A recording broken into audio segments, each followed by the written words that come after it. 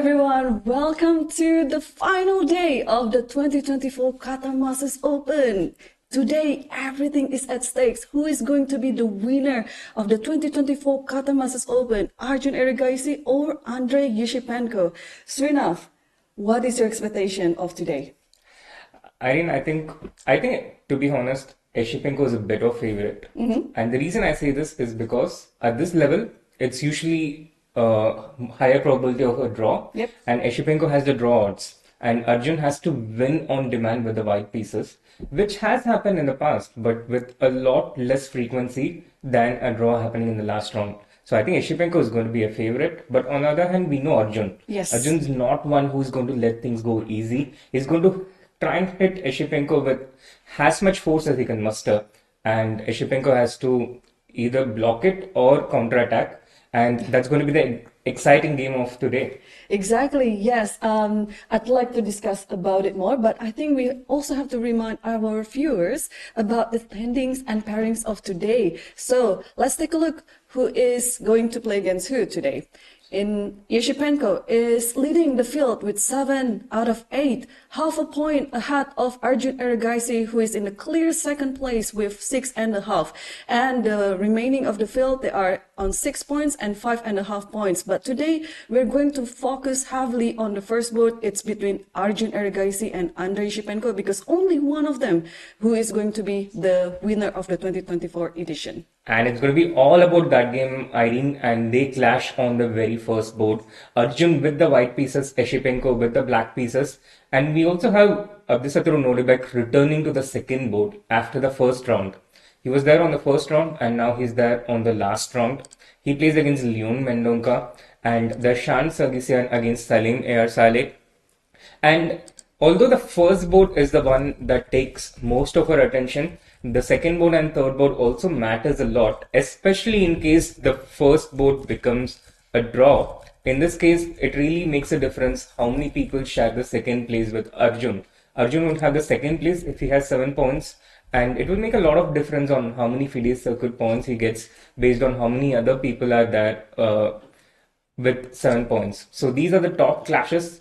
And then we have Artemiev against the young Ivan Zemlyansky, Idani Puya and Amin Tabatabai. A lot of clashes between players of the same country. But on the sixth board, we have an India versus Uzbekistan, Karthikeyan Murli against Vokiro Shamsuddin, Nihal Sarin plays Daneshwar Bardia, Abdi Salemo playing against the defending champion Nodirbek in an all-Uzbek encounter.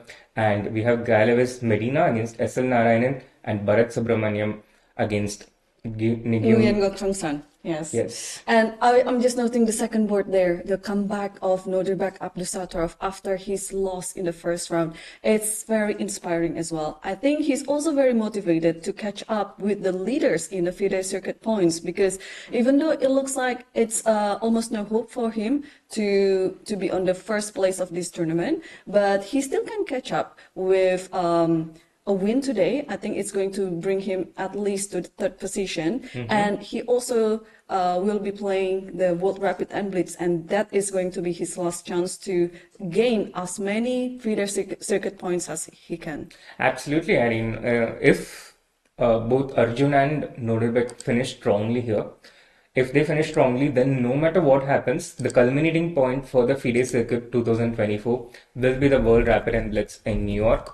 And this FIDE Circuit 2024 is going to ensure the first player who goes into the 2026 FIDE candidates. So this is exactly what is at stake, and the player who qualifies through this path will be the first out of 8 players in the 2024 FIDE candidates, and they're going to have a very peaceful 2025, Right. because they don't have to qualify for the 2026 candidates. They'll already be in.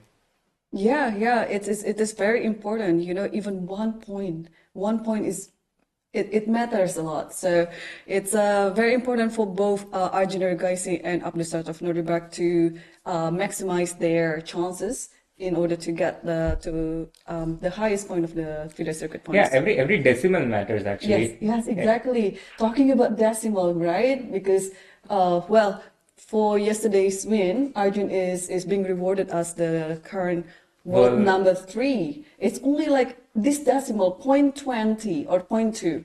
Hikaru Nakamura is now on world number 4 in the live rating list. But if Arjun wins this one, this is going to be huge because in the next rating list, okay, we're talking about future circuit points already, but in the next rating list, January 2025, if Arjun wins this one, he's going to be world number 2, just behind the one and only Magnus Carlsen. And I think Arjun just has to ensure that he doesn't lose today in order to keep his rating above 2800 to end the year. Because with the draw, he loses around 1 point and he'll still maintain his rating at 2801. Yeah, that's very well put, Srinath. Yeah, and I for the game because sometimes it can motivate him, but also it can pressurize him as well. Yeah, he used to have this thought. So they used to, check the rating after every single game. Really? This generation, yeah. And they used to have this thing that they want to have, at least a plus score of rating when the tournament ends. And that's one of the things that would make them feel better, even if the tournament is not going great. Yeah. And there we have the display of the tournament hall with our special guest and all the players, almost all the players are seated coming in early today. But they got the information and they managed to make it on time at 12 noon today. Yes, because the original schedule was the anticipation of the potential tiebreak, which might happen because last year it happened between the two Nodirbeks, Yakubayev and Abdusattorov. But after the outcome of the 8th round, we are pretty sure that after the final round, there is no going to be any tiebreak or playoff. Yeah, because the tiebreak is only for the first prize for the Qatar Masters 2024 champion, who gets the $25,000 first prize and around 23 FIDE circuit points. And this is exactly what these two players are fighting for. Arjun Erigaisi on the left with the white pieces, and on the right corner is Andrei Esipenko with the black pieces. Yes, and Andrei Esipenko has won his game 3 times in a row, back to back to back. And of course, he's the toughest contender for Arjun so far at this tournament. And we'll see if Arjun can pass this obstacle, the last obstacle. It's just like if you're playing a game, like a computer game, it's like the final boss. And there you go. We are going to see the ceremonial first move by the president of the Arab Chess Federation, Mr. Sheikh Dr. Khalid bin Hamid Al Qasimi. And he's just asking Arjun what move. Arjun is like, please feel free to make any move. I'm going to make my own move in a few minutes, but please feel free to make any move. And he's made that first move. Arjun takes it back, and we'll pretty soon have the kickoff of the 9th round. And Irene, sometimes some of these special guests that we have, sometimes they can also be nervous on which first move to make. But for them, the good thing is it's not going to affect the player. Yes. I remember in our last tournament in Chennai, one of the special guests we had invited, he was a bit nervous on what first move to make. And I can imagine, because if you go to Super Bowl, for instance, you would also be nervous, right? Right. Yeah, if you go to Super Bowl and then you have to make your first throw, right? Yeah. But pushing the wood piece is way, way easier. Physically, yes. Physically, it seems so. yeah. But mentally, when you see other people watching what you're making, yeah. And in this case, it's always reassuring for them. So these things also play out. Yeah, totally. Yeah. I think at some point I saw, one of the special guests. They know how to play chess, but they put knight a3 on purpose. Okay. Something like this, something that none of the top players would play on the first move in the serious games. And today, I also have to touch the subject soon enough. Today is also the last day of the game 14. It's technically not really the last day, because if the match is going to end to end with a draw, then they're going to play the tiebreak tomorrow. But today is a very big day for the Indian chess fans. Absolutely. This is the exact message I got from a very big Indian chess supporter today in the morning on WhatsApp. He was like, very big day for Indian chess today. And we also have the first few moves on the board, on the first board. So let's quickly move to that. Arjun has started with 1d4, as was made by our special guest today. His opponent replied with knight to f6. Arjun sticking to 2c4, which he also played against Karthikeyan Murali yesterday. e6 played by Esipenko, and Arjun has played his knight to f3.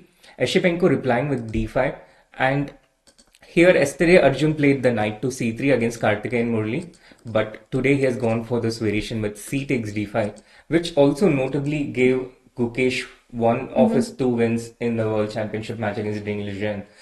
He took c takes d5, his opponent took e takes d5, knight to c3. This was the game between Gukesh and Ding Liren, game 3, if I remember right. Of course, I'm quoting from my memory, but yeah, it was definitely the structure, and that's probably the opening. Maybe with small differences with the inclusion of knight c3, bishop e7, but by taking c takes d5 on the fourth move and playing e takes d5 without waiting for the inclusion of knight c3 and bishop e7, this gives black the freedom to develop his bishop to b4, Ragozin style. Yep. And this is actually transposed to the Ragozin opening, which comes after knight c3, bishop b4. And here, white has a few different moves. Bishop g5 is one, queen a4 check is one. But there's also this variation with c takes d5. And after e takes d5, bishop g5 used to be the main line, but bishop f4 became trendy at one point, and this is exactly what it has transposed to, but from a slightly different move order. Arjun took c takes d5 first, then he played the knight to c3. With bishop b4, Esipenko takes the game into the Rogozin territory, and now Arjun goes bishop to f4, which sets up which goes into pretty interesting positions, Irene. I remember this was one of the battlefields of Magnus Carlsen around 2021, 2020-21. He had a lot of these games. Actually, all through history, but especially I was looking at these variations and investigating it very seriously around the 2018-2021 region. A lot of top Indian players play Ragozin. Vidit used to have it as his main opening pre-pandemic. Surya Ganguly, and I was part of a lot of these Indian teams. So we spent extensive time on the Ragozin variations. And knight e4 is, of course, the main move after bishop f4. And this attacks the c3 knight. White goes for rook to c1. And now black's main move is knight to c6. A lot of these variations involve black going for an early g5. And this is just part of the theory. It goes into wild variations. It goes into wild positions. And this is one of the variations where it's not so easy for black to, get something super solid and safe. Of course, there are lines which also takes game into a position where black can keep control.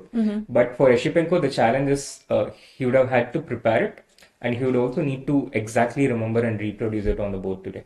Right, but I just want to note the opening choice by Esipenko here, and also to remind the viewers that Esipenko just needs to get a draw in order to win the 2024 Qatar Masters Open.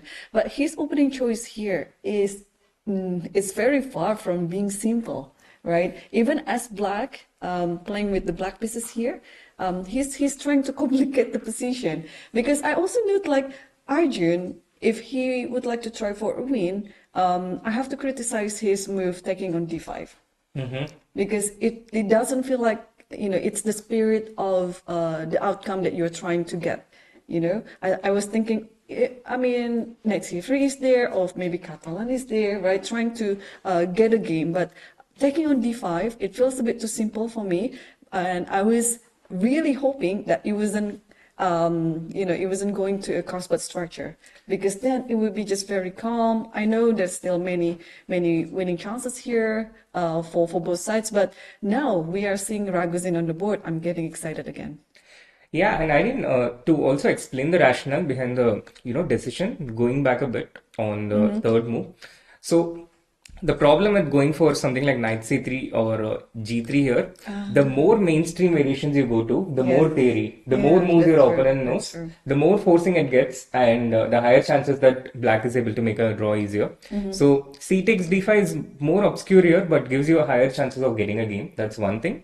And the second thing, there are also a lot of new methods that white has discovered to try and get a game here. One of them involves, for instance, going for an early h3 g4, And there are quite a few newer ways of playing this. Notably, this was also the choice of Arjun against Linear Dominguez in the match against USA in the Olympiad. And I think that was also the decisive match for us, where we defeated USA 2.5, 1.5. So this is the reason why Arjun probably went for this. But like you mentioned, Esipenko's choice of going for something complex after this was the game knight c6, Arjun went knight to d2, and now black played g5. All of this mainstream theory. Bishop to e3, the bishop has to retreat to e3, and it also defends the d4 pawn this way. Knight takes c3, b into c3, and now here black has played the bishop to a3, attacking the c1 rook. The rook moved a bit, and now black goes f5. And all of these were again mainstream theory. If you look at the games, the top games from this position, you see all these games in 2020-21. There's a game between Carlsen and Anish where Carlsen blended with white and lost. That also followed g3 on the board, and this is the live position that we have here after g3. Bishop d6 was the main move played in these games, and you see all these games. This happened a lot in 2020 and 2021 when the Magnus Carlsen chess tour was in full force. You know, the online tournaments where they used to play each other almost every month. Yes, yes. Okay. Well, thanks for explaining more to the personal insight of what Arjun had done before, because now I stand corrected. Now, you see, like sometimes these players are doing something that is uncommon. That what we thought was simple, but for them, hey, it's not that simple. We're going to, make the position complex. We also try to avoid some sort of openings preparation. So wow, so I played the Sargozin myself as black, but not exactly in this position. But I can have a feeling that after you push all this f5 g5, which happened in many of Raguzin's variation, you get a game. Yeah, absolutely. You get a game, but so far they're still following the mainstream theory. And Esipenko definitely knows till this point, because I mean, this was all well known by 2020, 2019. Players had these things in their notes. Knight f3 attacked the g5 pawn. Black pushed that pawn to f4. Arjun moves the bishop back to d2. And this is one of the moves. Bishop c1 was the other move. But what I'm curious at the moment is, where does Arjun have his new idea here? Because he's certainly not going to repeat the games which has already happened and make a draw, which is the result which has happened in so many of correspondence games from this position onwards. So Arjun certainly has a new move, and I have my Lichess Masters database open, the players database open, to understand where exactly is there going to be a new move here. Okay, we'll see. Yeah. Esipenko is now thinking, okay, I'm not going to try to peek on your screen soon enough. I'm just going to try to use my own brain because I'm already off of the book here for me. So if I saw this position for the first time, okay, let me see what I would do. This is a very dangerous position if you play for the first time. I myself had this with black, and I think the last time I played this was actually in one of these Halloween tournaments, by Mr. Dodgy. I see. And I played against Jan Gustafsson. I lost this with black pretty quickly. This was in 2021. And I was wearing a very scary mask, so maybe people didn't know it was me with the black pieces. But I got crushed with black. Yeah. This Halloween tournament. Yeah, I took a part. Not this year. I think it was last year. And unbeknownst to me, I was actually playing against Dubov, and he went on winning the event. Yeah, that's the fun part of the tournament. Yeah, you don't know who is who, but actually the chat finds it very quickly. They can just see the streamer setup, they can see the chair, the mic, and all these things, and they find the players very quickly. Yeah, but also these players like Dubov and myself, we quite travelers, so we don't really have like fixed setup. Sometimes True. we are streaming from some country, and then the next month another country. And by the way, we have some moves here. Already Short played. castle and g takes f4, right? I think so, yeah. Yeah.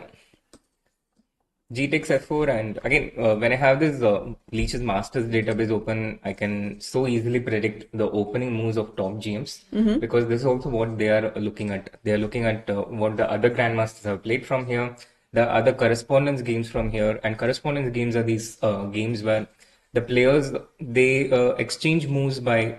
It used to be by letters, then by emails, and now they can also make these moves in chess playing platforms. But it's like one move per day, not one move per minute or one move for a few minutes, but one move per day. And more importantly, they're allowed to use external help legally. So they are allowed to use Stockfish or any other engine. And this results in a play of such high quality that these games are also very useful research material for people who study openings, who work on openings. So this is one of the most important go-to research tools because all of these games come in the master's database. And this gives you an idea of what the opening trend is and where the theory stands. I see. Very informative. Yes. I always have a very high respect of correspondent games as well because the quality it's sometimes being underestimated by so many players. Like if especially the non-chess professionals, like whenever they play a tournament and then they see some reference in the database and then they see, oh, I don't know this guy's name, I don't know this name, I'll just go for like Magnus Carlsen's game, Fabiano Caruana's games. But if you actually take a look closer, if the game is a correspondence game, then you can make sure that that's very high quality um, despite being played by some unknown players, right? Right. Absolutely. I came to know of these tools around the 2014 Olympiad, and if you see, actually, this is literally how some of the information was passed on to the Indian chess school. Some of the top players would learn it by being at the top and spending time with other top players. It would get passed down to the other coaches Yes. in the Olympiad team. And then in 2014, we were still learning as a team on many of these techniques. So two of the major changes at that time, one was the correspondence database and the other is the cloud engines. Yes. We have another move by Esipenko. He has taken G into F4. So far we are following the known path. Here, the move for white is C4, trying to open up the king side. This is the direction of the two correspondence games here played into 2020 and 2022. And there we have it on the board as well. Arjun has made this move C4. He still keeps 1 hour and 35 minutes. And Irene, talking about this deep opening preparation and the depth of it, I must, divert a bit because I think we are already having a result in the first 20 minutes. Do It's a we? game, yes, it's a game between Abdisalimo and Nodirbek Yakubayev, and they have already played 23 moves. This game seems to be going towards a draw because it's coming Wow. from a very popular variation in the Roy Lopez Open, and the defending champion Yakubayev is he's clearly not at the peak of his motivation in the last round with just 5.5 out of 8. And I think they are going towards a draw. They can literally see each other, but they still have to make 6 more moves legally in order to officially be able to agree for a draw with each other. So they are going to repeat the moves 3 times at this point, and then once that happens and they reach the 30th move, they will just officially agree to a draw. Yeah, because it was also quite a tough journey for Yakuboyev. Yeah, he also lost in the first round, and yeah, I think we see the repetition of the moves, and soon I guess we'll see in the camera that the arbiter will come. Yeah, if you make the 30 moves, you don't even need to call the arbiter and like if you make 31 moves, you don't even need to call the arbiter and spend another 2 minutes confirming the repetition. You can just sign the score sheet and give it to the arbiter. So if I was white, I would just make 31 moves just to be sure and give the score sheets, go back to my hotel room and be in time for lunch, which uh, not everyone's going to get today. Yeah, including us. I know. It's guaranteed that we're gonna take our lunch. But it means if they have to keep playing until the 30th move, they're going to make like a five-fold repetition. Yeah, they're going to make a five-fold repetition, but that's sometimes in chess you just can't make progress.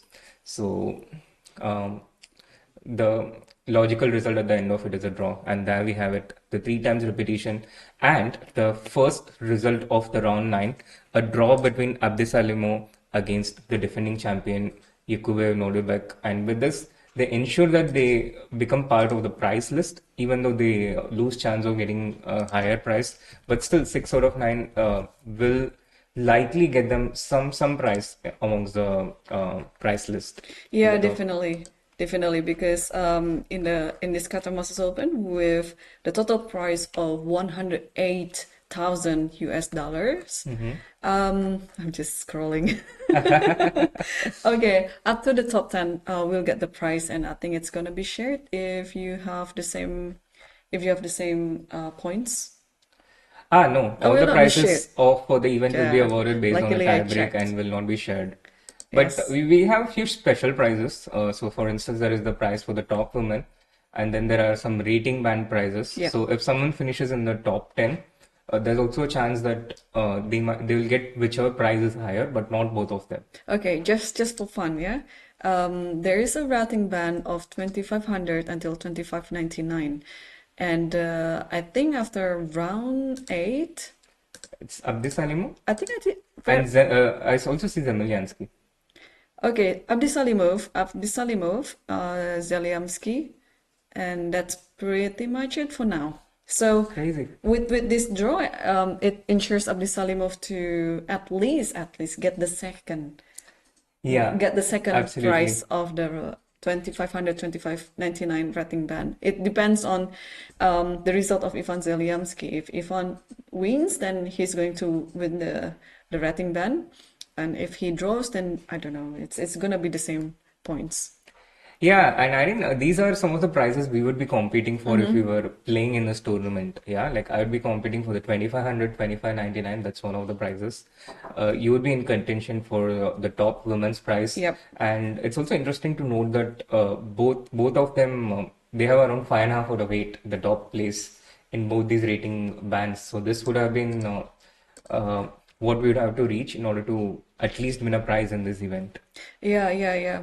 And for the women's standings, the first place for now, it's still by Polina Shivalova with 5 out of 8, and then just half a point behind Shivalova is Nandita with 4.5. So there is a 5,000 US dollar prize for the first winner of the best women's. So they are really in a contention to get that. Oh, also Leia Garivolina with 4.5, and Gunay Mammadzada from Azerbaijan also on 4.5. So there's a lot of competition there, and Yes.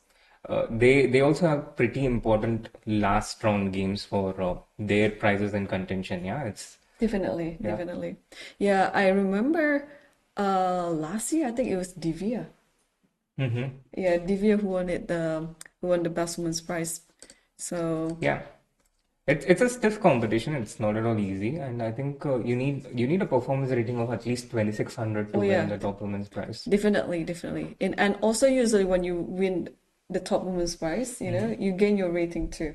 Yeah. Because it has to be like a very good performance in order to get it. Because yeah, like for example, right now Shivalova, she is on 5 out of 8, and I think she has been playing very well as well. She only lost once, and it was against Arkady Naidic, and we saw that game, right? Yeah. It was also very quite close battle. Yes. And then after that, she made 4 draws and 1 win. And then already starting from round number 7 until the current round, she's been taking on Indian grandmasters, and now she's playing against Surya Sakar Ganguly. Yeah, pretty strong, pretty young Indian grandmasters. And I also noted that all the names you mentioned, Paulina, Gunai, and Nandita, they are all relatively young. Yeah, I think Yes, all of them under 30 at the very least, and many of them under 25. I feel old now. If under 30 is what you called with young, Um, I, it's I, okay. I'm sorry. Sorry for making you squirm. It's fine. It's fine. All right, back to the game. We have some moves updates here. First of all, it would be I was just recapping what you were saying, it's going to be very dangerous if you play this position for the first time, if you haven't seen this one before, right? So of course both players have some sort of preparation or some experience. I don't know whether they actually predicted the game would go to this direction, but at least they already had some experience playing this variation, playing this position. So if I can just ask you some basic question about this position, because usually I will not let my king to be exposed. And as you can see on the G file, it's just a direct threat to the king immediately with rook G1. Of course, I think the king will stand very safely on H8, but it feels like, there's something loose around the king already. Absolutely, Irene. And White's last move, c4, it exactly seeks to open up this king. Because like you mentioned, the king would be safe on h8. But if black takes d takes c4, then what it potentially does in this position and why the bar is jumping up with excitement is because in the future, after let's say a check and the king goes to h8, this bishop has an avenue to reach the king from the c3 point with the opening up of the position with d5. So this is the reason why white has played the pawn to c4 here. And then after bishop c3 and d5, the position gets opened up. But for the same reason, black is unlikely to take this c4 pawn at the moment. But it also explains why white has just pushed the pawn to c4. And a lot of people will be wondering why the pawn is right in the, right next to the d5 pawn, it's going to get captured. And when people are learning chess, I think one of the first things we teach is, not to blender something, not to give away things for free. But Arjun is sacrificing it for this reason, to open up access to the black king. And this is also the reason why black is also going to politely say, no, thank you. Yeah, there are a few moves here that I can think of in order to respond to the c4. Normally, I would like to have an outpost for my knight on d5. It would be the dream. Let's say I play knight e7, and if you take, knight takes. But the drawback of this move is the bishop on d6 will be trapped by c4, c5. So that dream, I have to forget about it for now. So what else can black be doing in this position? Interesting. So knight takes c7 is out of the question. D takes c4 is unlikely. And another move which defends the d5 point is bishop to e6. But the drawback of this, it loses the b7 pawn. And we saw how Arjun is with pawn grabbing. And so are you, actually. Also, I think if bishop e6, I'd like to play something like rook g1 knight g5. Yeah, you can do that as well. Rook g1 and knight g5, just harass this bishop. The bishop has a safe haven on g8 at this point, but still you can up the pressure, you can create pressure. Yeah. You can keep going after the bishop. Like And maybe this play knight, c2 as well, right? exactly. Yeah, something like that. Or maybe not now, because I see the bar drops down because d4 pawn is... No, d4 pawn is not hanging. There's bishop c3. So why doesn't computer like it then? Well, Irene, this position, it's not so easy to get answers. But I think c takes d5 should be the first I move. think so And then too, after yeah. bishop into d5, queen c2 comes with better force. Yeah. I think that's better. Oh yeah, because I think when the queen goes to c2, black can just simply take c4. And then you always have an outpost on d5 with the knight should d5 happens. Right. Yeah, something like... Okay, then I'm wrong again. Oh my gosh, this shows how complex the position is. I know. Like within just one move, we make some natural looking move, right? But I think knight takes d4 should be the move because bishop c3 there's c5. Wow, right. No. This Oh, goes I rook know into why. b7. Rook Yeah. b7 and rook h7. Yes. Oh, this is... No, but I wouldn't feel so bad actually about the evaluation bar because um, I thought this was only with me. But then once I had the opportunity to commentate with Vishy Anand during the 2022 candidates, and the bar was treating us all in the same way. And when Vishy would come on the commentary, initially he would come, he would suggest moves without looking at the computer because Exactly. he just didn't see the bar. But then when he saw the bar, he also felt the same way that, oh, this move is not correct, this move is correct. And he was being led to his thought process Yes, the yes. same way based on how the bar was moving up and down. Right. Yeah, I had the opportunity to also commentate with Fishy one time in the World Cup for 3 days, and we were on the pace of like the standard portion. I think there was no tiebreak when I was commentating with him, and then in the standard portion, he was the hand, so he operates the computer, he operates the board and so on, and then I was. He kept mentioning all the moves that I didn't think before. And then whenever he started to calculate, like for like one, two lines, then I was like, okay, I have to keep up. I have to keep up. It's so I fast. know, I know. He's thinking so fast and I have to keep up. And then in the end, I was like, oh yeah, I got it. I got it. But, Exactly. but I needed time to, and then he did. And then, Absolutely. And imagine the same thing, but without having a computer and without the board being shown. yes. Vishy does this mentally. And when he does this mentally, and then when I'm talking to him, and it's always like, he goes variations, variations, and I'm like, And then at the end of a few variations, it was a very instructive game. I forgot whose game that we analyzed, that we invested our time heavily on that. And then after we had like a few variations explored, and he told me, okay, now we gained the understanding of this position. We found that this is, and I was like, thank you for the compliment. It was not me. It was not us. It was you. So it's not me, it's you. Yeah. yeah. Oh, don't put some cliche excuse here. Anyway, so this position is very, very complex, but I'm so happy to see this on the board, because usually when you see like going into the last round, when you just need to make a draw in order to save or to win the tournament for Esipenko here, you wouldn't go something like this, right? Ideally, absolutely not. And this way, I think, Arjun has managed a little bit of success in steering the game towards an area that where I think he would feel a little more pleased Yeah. with the outcome than Esipenko. But Irene, this is dependent on how much Esipenko knows or understands this position. Right. Right now, we see him thinking for the last 17 minutes or so, but I wouldn't automatically assume that his preparation has ended because it's highly likely that he has this somewhere in his computer, Exactly. Yeah. but he doesn't recall the exact content of his preparation. But in this case, he has some recollection of this because he has seen this position in his computer before at some point.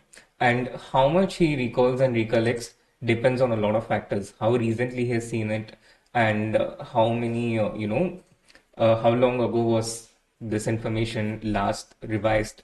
It depends on a lot of these factors. But I wouldn't automatically assume that Esipenko is out of his preparation.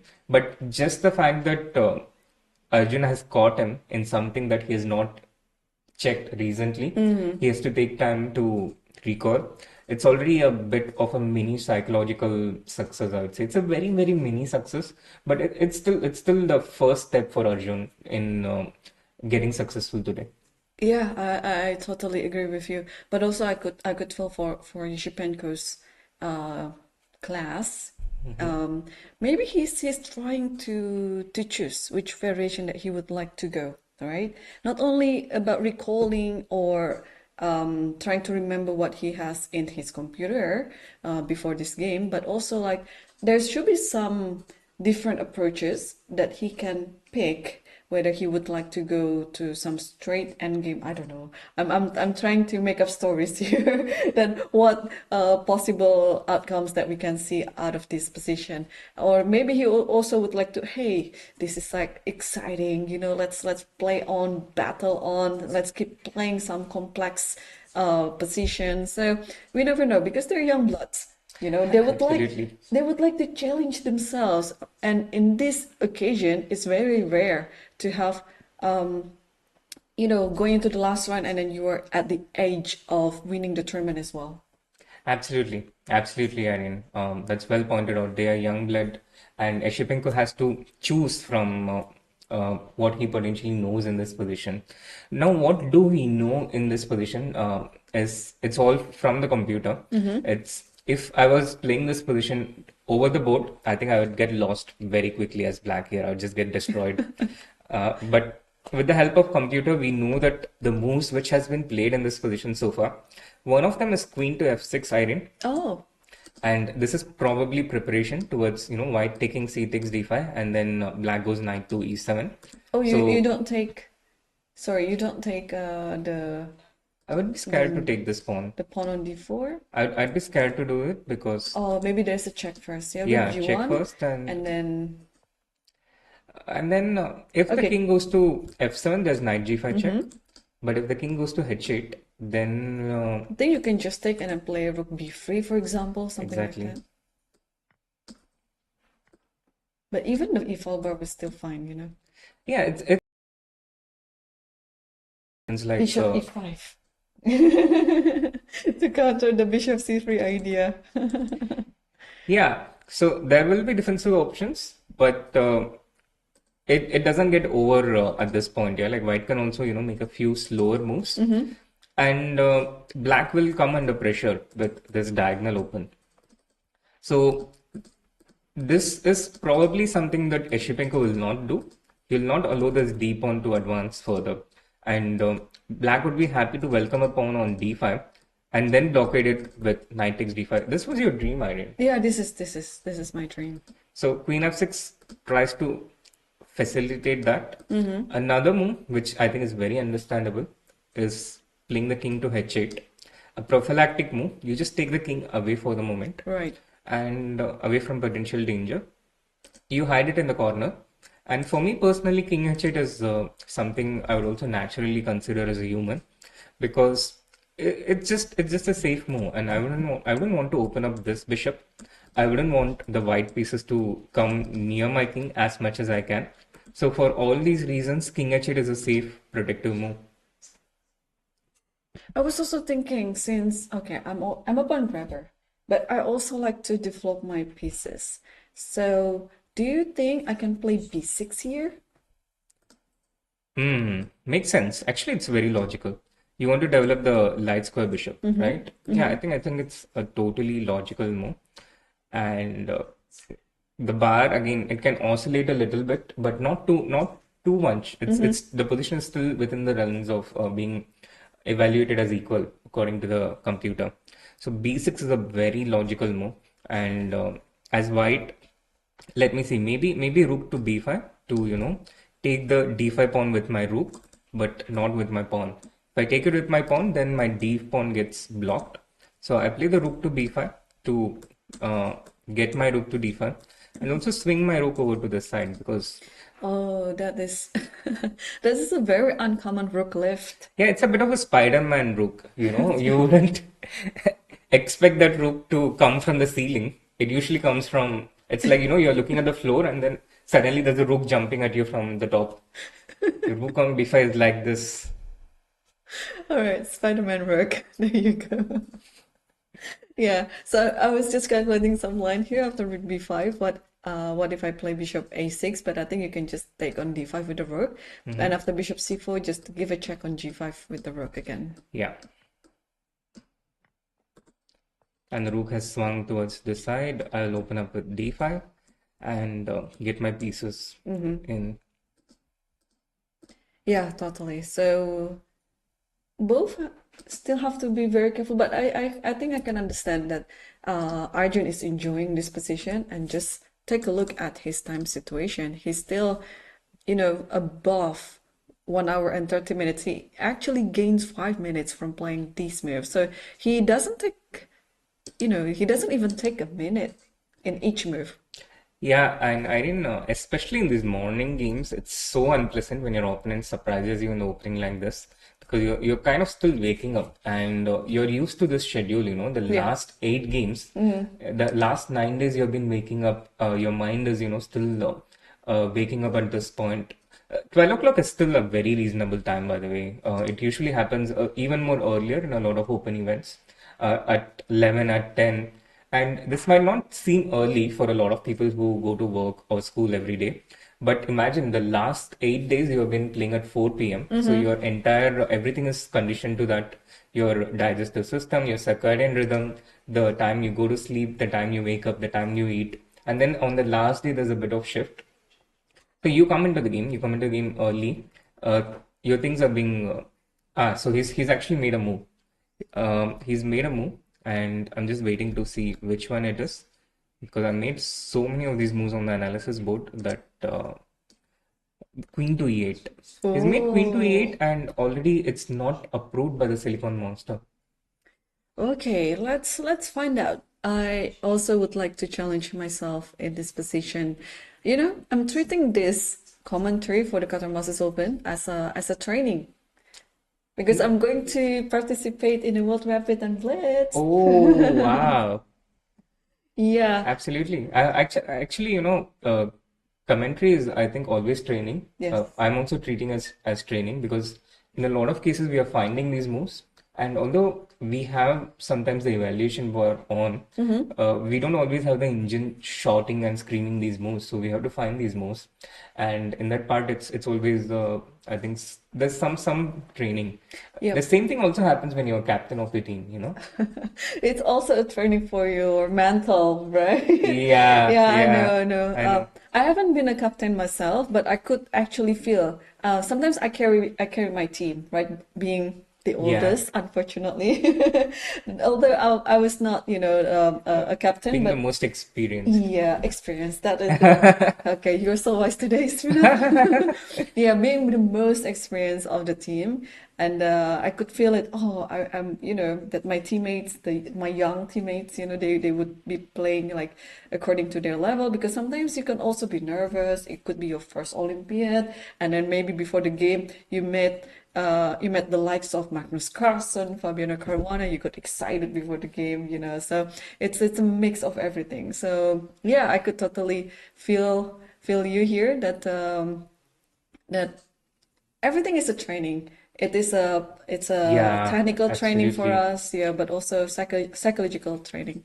Absolutely. Everything is training. It reminds me of this Karate Kid movie where Jackie Chan is explaining to his student Jaden about, yeah, Jaden Jaden Smith, Smith, yeah, yeah. about how everything is kung fu, everything is training.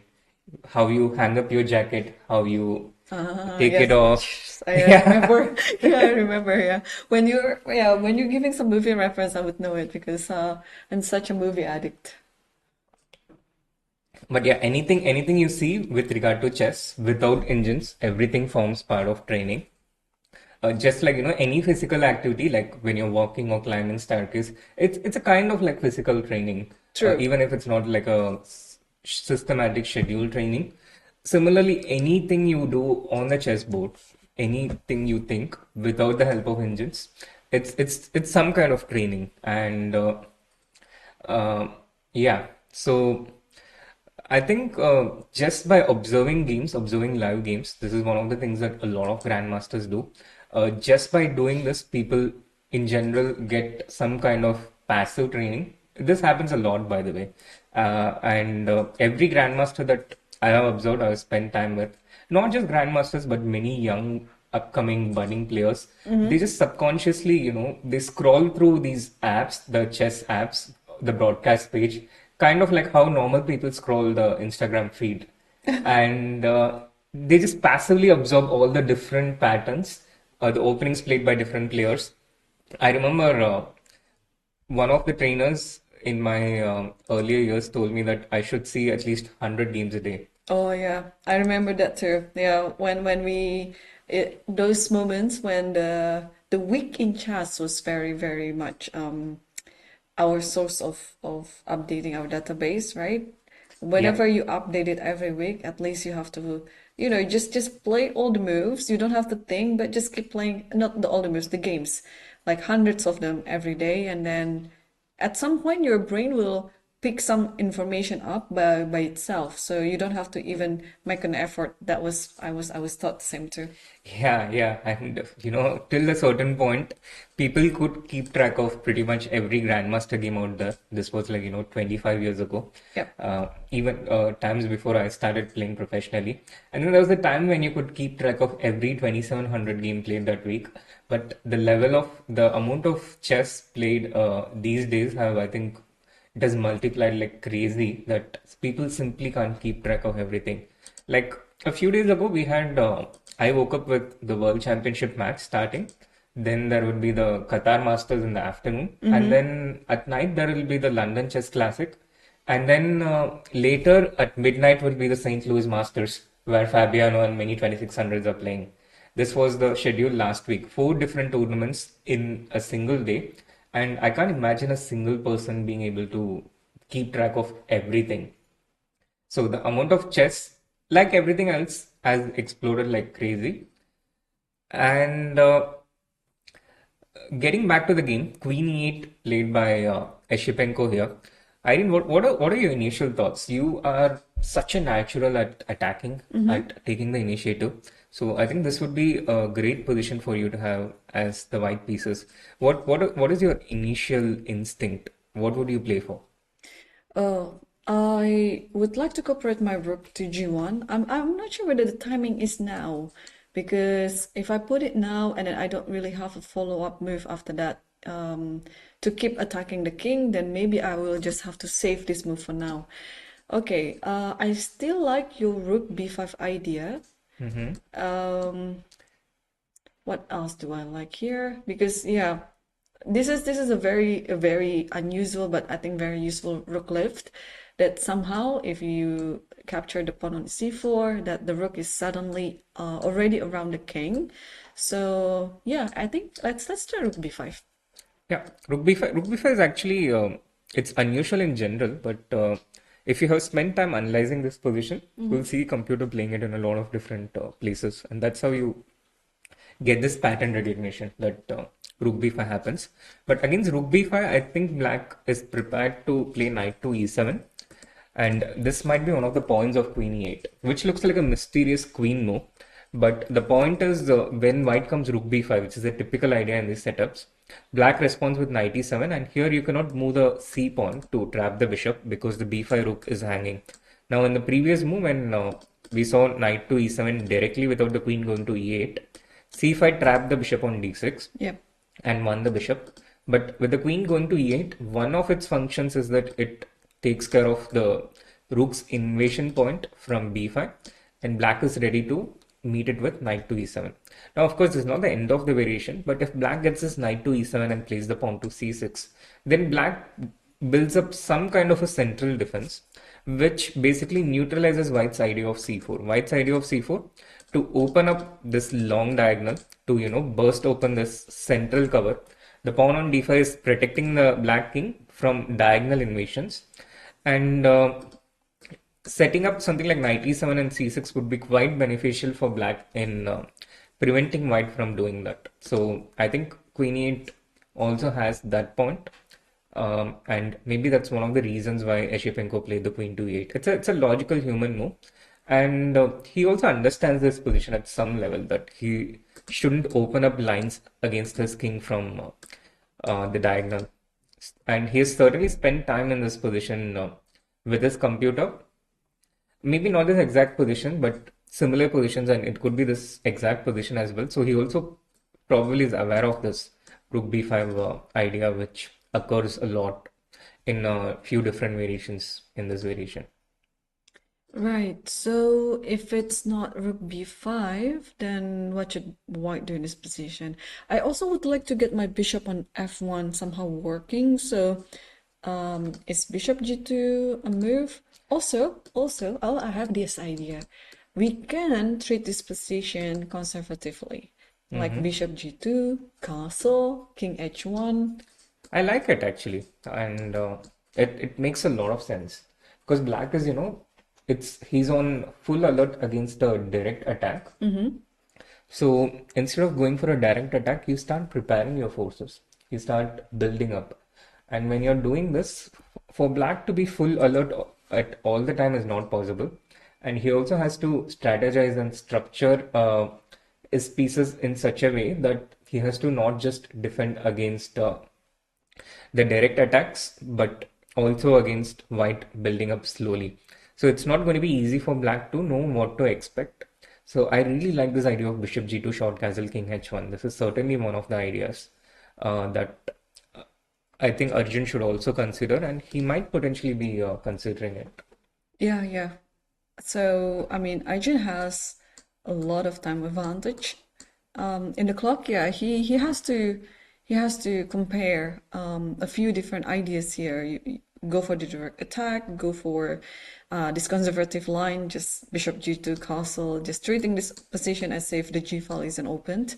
But do you see other alternatives on white's position?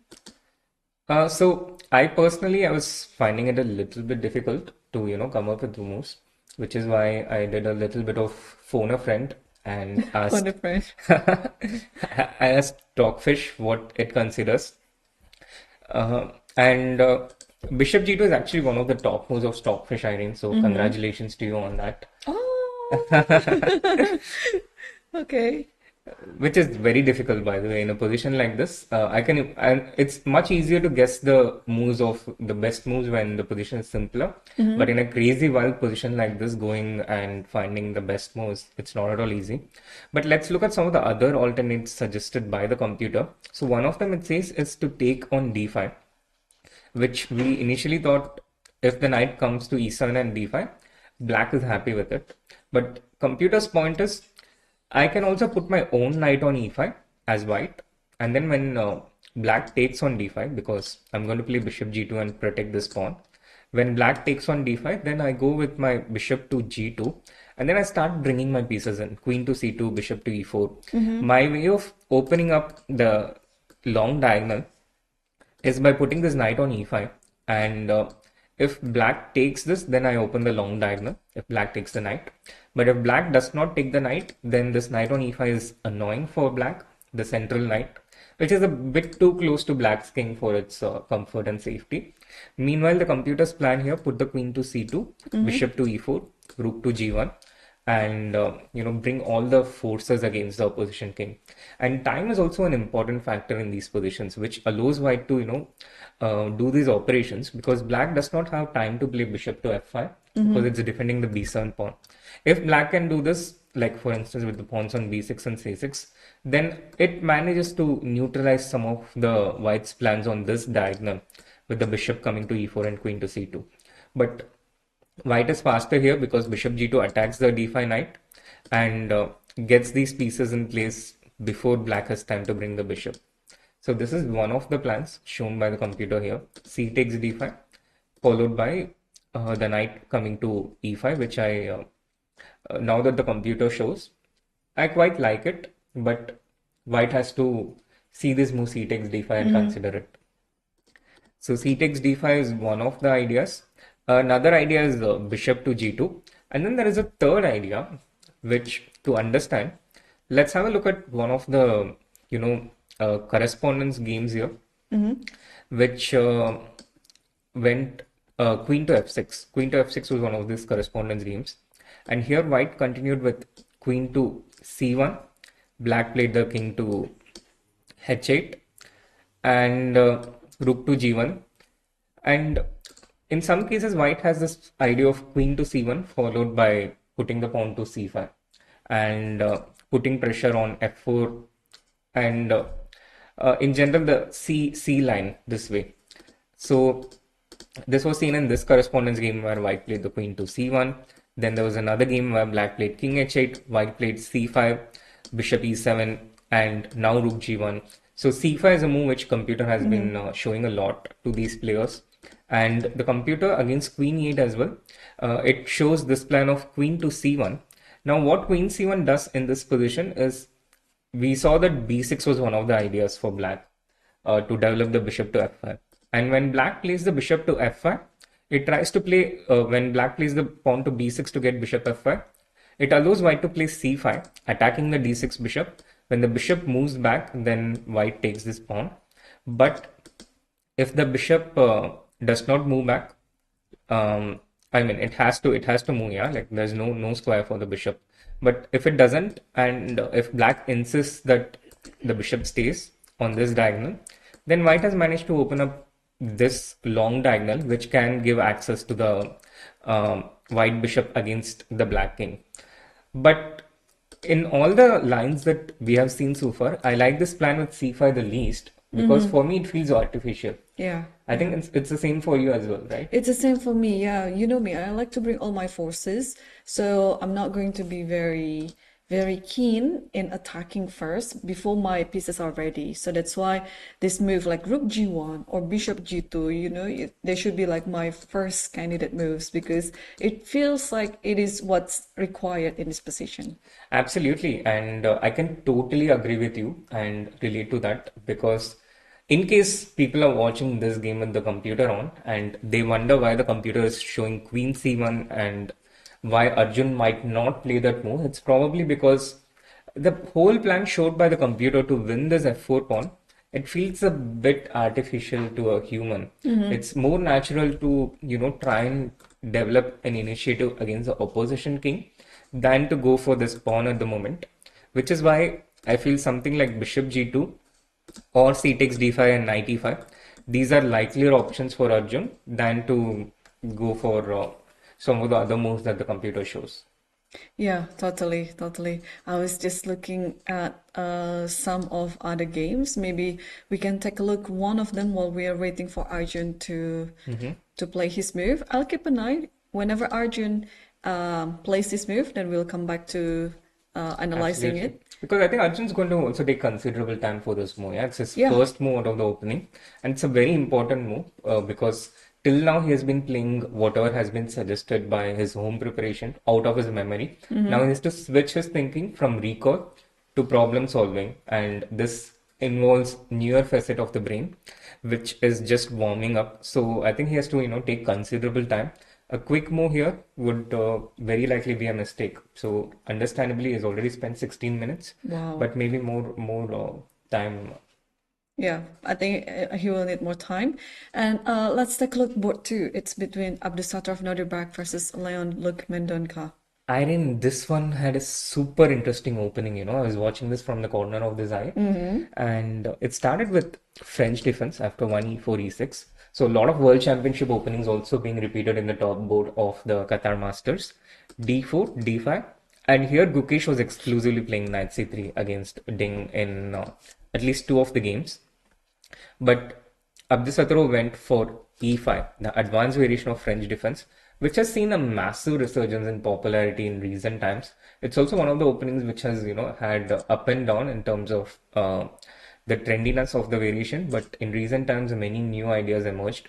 So, E5, C5 played by black, typical French defense, putting pressure on the D4 point, white defending with C3, black playing the knight to C6, exerting more pressure on the D5 point, knight to F3, queen B6, and until here, everything has been quite normal, Irene. But Irene, this position have you seen it with either colors? Do you play it with either colors? I play as white here. For some reason, I still haven't got to the stage of my life where I have to learn French for black. I know. It feels like it is like the advanced stage of life when you succumb to, oh, I have to at least learn how to play with French defense as black. But no, I'm still on the white side on this. So I play this advanced as well. I think my main move would be A3. But Exactly. what did happen here? Yeah, this was exactly going to be my question. White played this move here, which is G3. Oh. Have you seen G3 at this point? Well, A3, Bishop E2, Bishop D3, those are kind of my moves, Exactly. right? Top three moves. And usually, Srinath, you play a G3 only when the queen side is somehow closed. So this move usually comes when there's already C5, C4. Exactly. A3 and C4, and we saw this in one of the earlier games in this tournament between Daneshwar was black in that game, and white was the player who defeated Abdusatro on the first round. No, it was not Amit Doshi, right? The other one. No. Amit Doshi defeated Yakubev, and Nodirbek Abdusatro was defeated by another Jain killer who had Madhavi against Madhavi. Daneshwar Bardia. We saw Right. this A3 and C4, but here white played G3, And black responded naturally with bishop d7. White just goes bishop to h3, developing his bishop. And to put things in perspective in numbers, according to the Lichess Masters database in this position, a3 is the overwhelming popular move with 70% of the games and 4,155 games played after a3 here. g3 on the other hand has 0 point something percent of the games because only 8 games has been played as opposed to more than 4,000 people after a3. So g3 was such a rare move here, and Leon naturally spending a few minutes. He spent around 4 minutes, but he sees that this is not a major game changer or anything. It's just a move that allows White to get a fresh position. So he plays bishop d7 after 4 minutes of thought. White goes bishop to h3, and now Black brings his knight into the game with knight to e7. A bit of a longer thought here. He spent around 9 minutes. White continues with short castle, still in his script. Knight to g6, bringing the knight towards the center. All of Black's attentions towards these pawns on d4 and e5. White plays rook e1, strengthening the e5 point, bringing a new piece into the game. Takes on d4 first, takes on d4, and now bishop b4 attacks the rook on e1. White goes rook to e3. Now Black brings his rook with rook to c8, and Nodirbek has developed the knight with knight to c3. So this is the current live position as of now. And we know quite a bit about Nodirbek Abdusatro, the second seeded player here. He's the world number 6 right now according to the ratings list. And the world number 5 is the world championship challenger Gukesh. And he's been a top player for many years right now. Although he's still just 20 years old, he's been a top player for many years now. His opponent Leon Mendonca, not a slightly lesser known, he's 2642. He's part of the world top 100 grandmasters. One of the young and upcoming grandmasters from India. I think he's around Gukesh's age, around 18 years old. And most notably, earlier this year, he won the Tata Steel Challengers, which secured him qualification for the Tata Steel Masters in Varanasi next month. And I think this is the last tournament that he's playing before the Tata Steel. I think it's the last classical tournament. Oh, you So think so? this it's his last classical tournament, and I know that he was also contemplating whether to play this or not. But Aronian told him in Chennai that you should just go for it. You should get some practice before Tata Steel, and that motivated him to come here. So his last classical tournament, the ninth round against Abdusatro, with a lot on the line, is also going to be an excellent warm-up for him going into the Tata Steel Masters next month, where he's going to play this kind of opposition almost every game, 13 games. Yes, totally, yes. I know Luke for one very special reason, because he was my last opponent in the 2022 Abu Dhabi Masters Open, and I drew my last game against him, and therefore I got my second GM norm. Wow, nice. Yeah, and I think it was semi-Slav or some, I can't remember now. It's but we made some repetition where white is slightly better, but there's nothing much to play for Black. And then he also followed suit with repeating the moves. So. He was white, yeah? He was black. I was black. playing Oh, before. okay. Yeah, that was actually a very interesting tournament for me because I treated that tournament as a training. I didn't have any expectation at all, at all. That's why I switched totally from e4 to d4 for that tournament without having any experience at all. Yeah, I think life's happiest moments come when we have no expectations beforehand. Exactly. And I still don't have any expectation on the game between Arjun versus Andrei Esipenko because Arjun is still thinking. So just a reminder for the viewers, for those who are, where is Arjun's game? Arjun is still thinking. There's still no move yet. It is I think one of the most critical moments in his game. So I think we can remind also the viewers about the game before we take our first break. Let's see the current position of Arjun versus Andrei Esipenko. Yeah, so last move here was queen to e8, Irene, and this is exactly where it stands right now. Esipenko also on the board though, so he's not chilling in the refreshment area. Yeah, totally. It shows actually how complicated, how complex the position is because you don't want to lose so much time For example, if you're chilling right now, if you're just walking around and then waiting for your opponent to move, because this position is so complex, the moment your opponent makes a move, you always have to be ready with something, that you already have to come up with something. I mean, not moving it immediately on the board, but at least you already have some sort of plan. Oh, if he moves this, I'll move this. If he moves that, I'll move this, So, yeah, both players are just so focused, so intense right now. Yeah, and Irene, I must also add to this context that it's a whole different lot of pressure Yes. when everything depends on one game. A lot depends on one game. That one decision you take influences a lot of things. And in these situations, it's a completely different level of pressure. I think it's one of the most difficult and unpleasant things because when you face that kind of pressure, you know that one mistake, the cost of it is so high. It's really hard to be chilling at that time. Yeah, totally. And well, I think Arjun will take some more time here.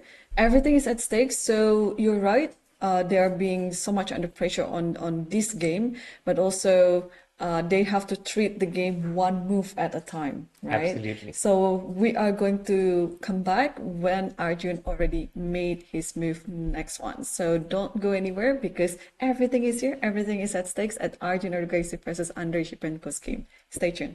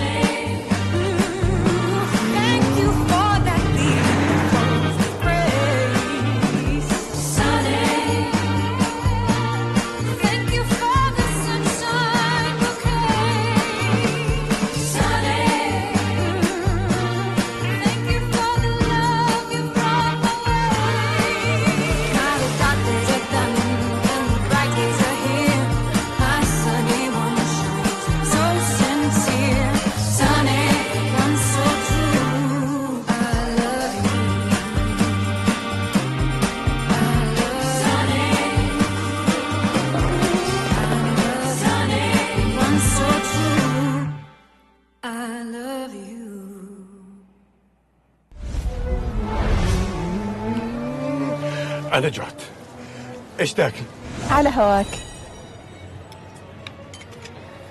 يا ليت العيال كانوا معانا. تم. يلا على قطر.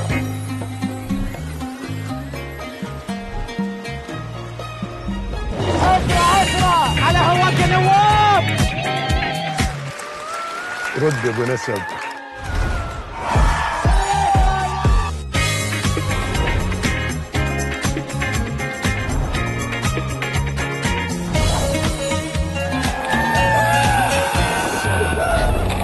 صوت العيال معانا هنا اشرب عسل. ذي ولا ذي لأحمد؟ اسألي. اختار اللي على هواك.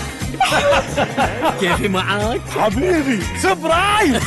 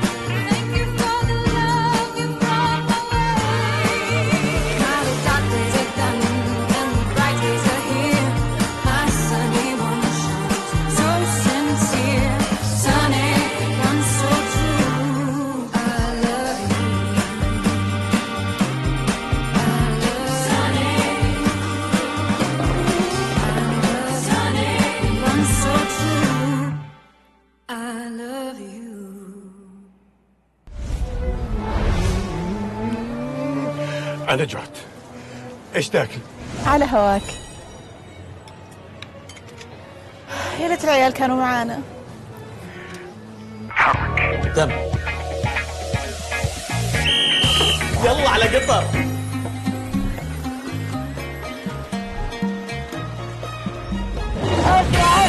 على هواك يا نواف. رد يا ابو نسب.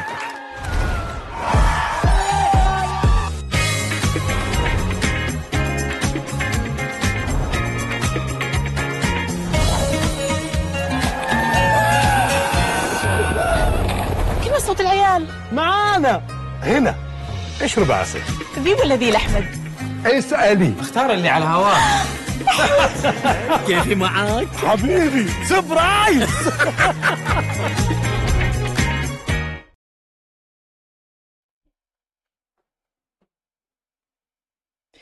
Welcome back, everyone, to the final round of the 2024 Qatar Masters Open.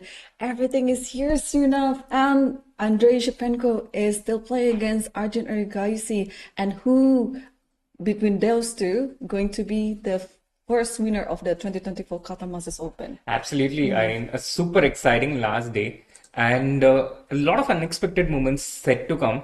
We were at this Arjun game just a few minutes before the break, and I had told you that certain things is very unlikely to happen. I had told you on the chat, and those are the exact things that happened. You know, let's go into the game and see what just happened. Yeah, just also a friendly reminder for the viewers here. The winner of the 2024 Qatar Masters Open will not only receive the $25,000, but if it's Arjun, he is also going to be topping the lists of the FIDE circuit points. So it is a very big day for the Indian chess fans. We know that today is also game 14 of the World Championship match between Ding Liren versus Gukesh. So this game, this is also the last game, is also going to take Indian chess to the next level if Arjun wins this one. Absolutely, it's a super important day for Indian chess. We have Gukesh and Arjun, two players who were some of the main architects in India's earlier gold-winning performance in the 2024 Olympiad, and a very important day for them personally today. Ding with the black pieces, Gukesh with the black pieces, he needs to hold against Ding, and Arjun with the white pieces needs to beat Esipenko to boost their respective chances in the next World Championship cycle that is set to happen in 2026. So in a sense, it's like a mini team tournament of sorts, Irene. And in a sense, India has to score 1.5 out of 2 for both their players to reach, for Gukesh to become the world champion. To boost his chances and to boost Arjun's chances towards being a challenger for the 2026 World Championship match. Now, we left this at Queen E8 and we saw quite a few different moves here. We saw the idea with C takes D5 and Knight D5. We saw Irene's idea with Bishop G2, short castle, King H1. A very nice idea, I felt, from a human perspective and also approved by Stockfish.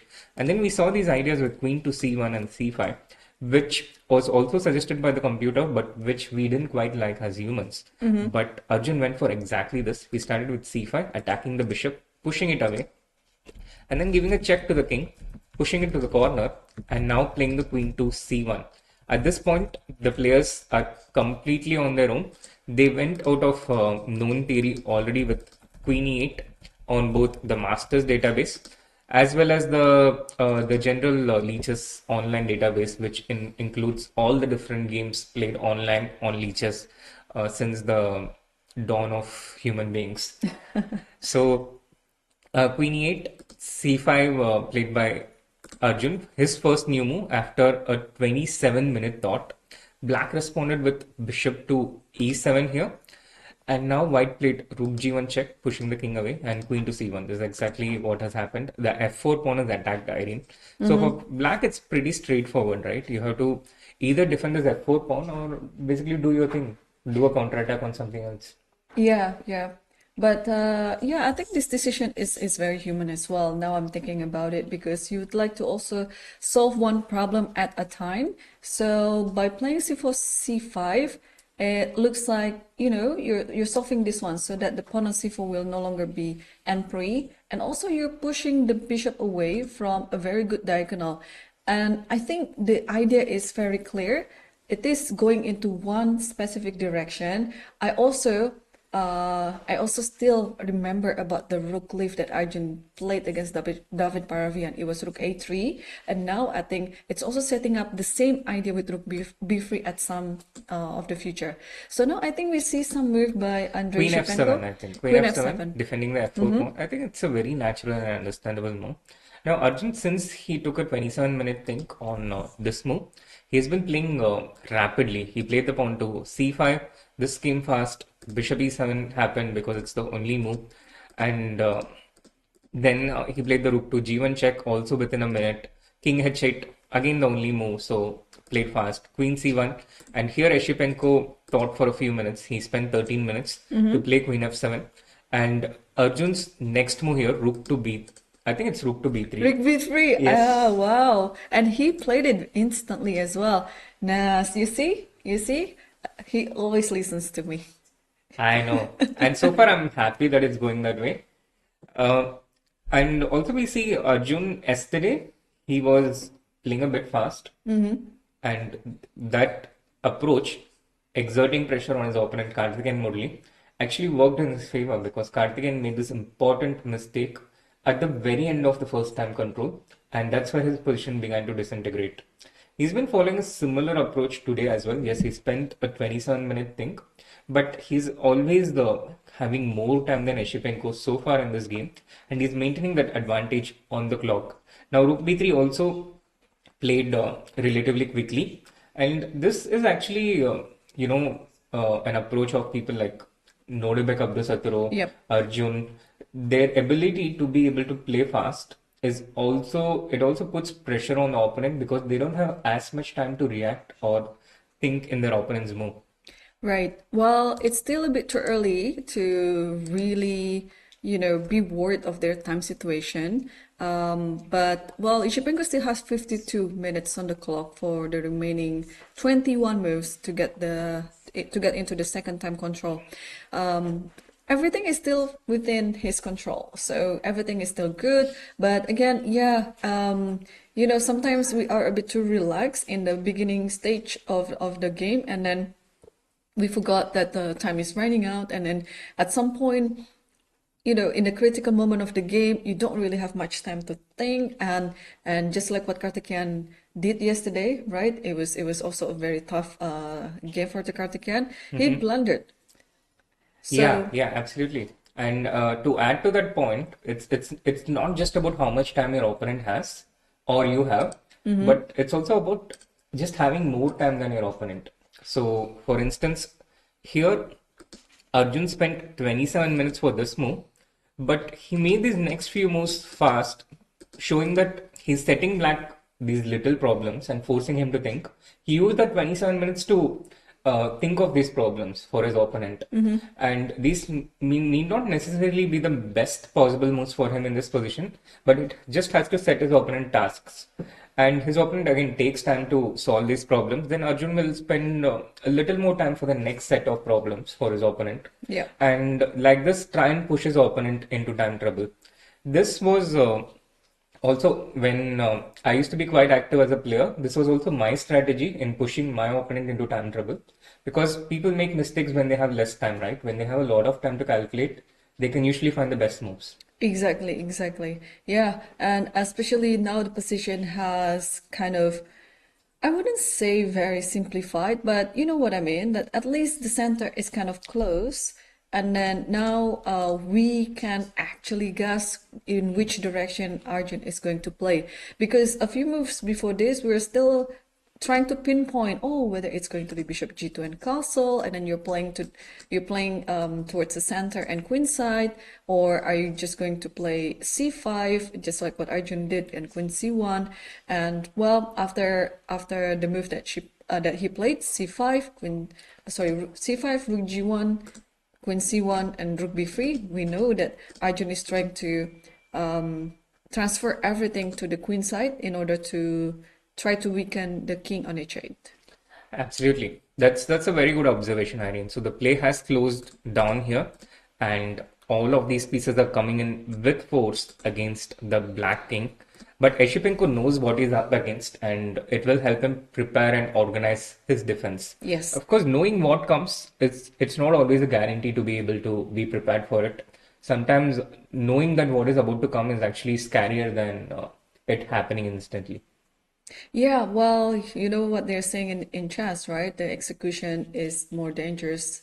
Sorry, the threat is more dangerous than the execution. That's what I was trying to say. So now maybe Arjun is still not showing his intention. Like there's still no direct attack to this position, but just by playing this rook g1, rook b1, rook b3, it shows that his intention is going to attack. So now, usually, the basic principle in this type of position when you are getting attacked is that you would like to exchange as many pieces as you can, especially the major pieces. So now it looks like it's almost impossible to exchange the queens. So maybe what Isipenko is going to try to do is to trade the rooks on the G file.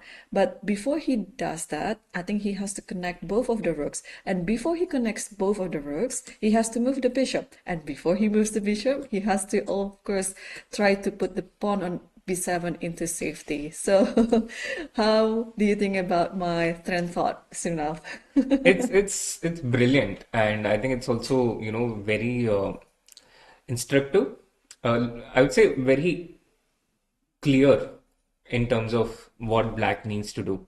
And it brings us the idea of black having to play b6 at some point, but queen c1 does exactly that. It prevents black from playing b6 because after c takes b6, the c6 knight would hang. So so we might see a move from Esipenko, or is that a false? Jester? Maybe actually. So if we just play primitively, protecting the b7 pawn with rook b8, next move I will move my bishop on c8. I still don't know where, but somewhere along this diagonal, and then next move is rook g8. But of course, when you move the rook from f8 to g8, you lose control over the pawn on f4. Right. And he plays the queen to f6, gradually, improving his queen for the moment. And to be honest, I'm not sure how to feel about this decision of Arjun to close the center and go all in on the king side, because it does narrow down the field of battle. And the more narrow it is, the field of battle, the easier it becomes for the defensive side, because everything is concentrated on one side. So he brought the queen to f7, now it's on f6. The idea is not necessarily to take on d4, because this would set up a pin on the long diagonal. But the idea is more towards, just placing the queen on an important and useful defensive square and asking white how is he making progress. For me, it's not so clear and simple on how white makes progress at this point. You cannot move this knight. It's defending the d4 point. So without moving this knight, the rook can't swing in towards the king side. So far, the queen and bishop on d2 and c1 seems to have maxed out their potential at the moment. So there's not much scope for improvement there. The bishop on f1, it would so love to get out and breathe some fresh air, but it's blocked by its own pawn on e2, which cannot move forward because it's being deterred by the opposition pawn on f4. So how does black get his pieces out? How does he play? How does white get his pieces out? How does he play? How does he make these improvements? This is, so far, it's not clear to me. And it doesn't seem easy actually to it doesn't seem easy to find a way to do this. So at this point, although Arjun had a bit of an early edge because he was deeper prepared in the opening, I feel that Esipenko has neutralized it to a certain extent in the next few moves, and at this point I feel it's advantage Esipenko. Oh, okay. That's quite a turn of events. Of course, I mean, after queen f6, I also see one idea here. You're mentioning about the possibility of b7, b6, and maybe queen f6 is also the preparation for that, because now the knight on c6 is protected by the queen. So I think I like this queen move. Yeah, it's very multifunctional Yeah. move.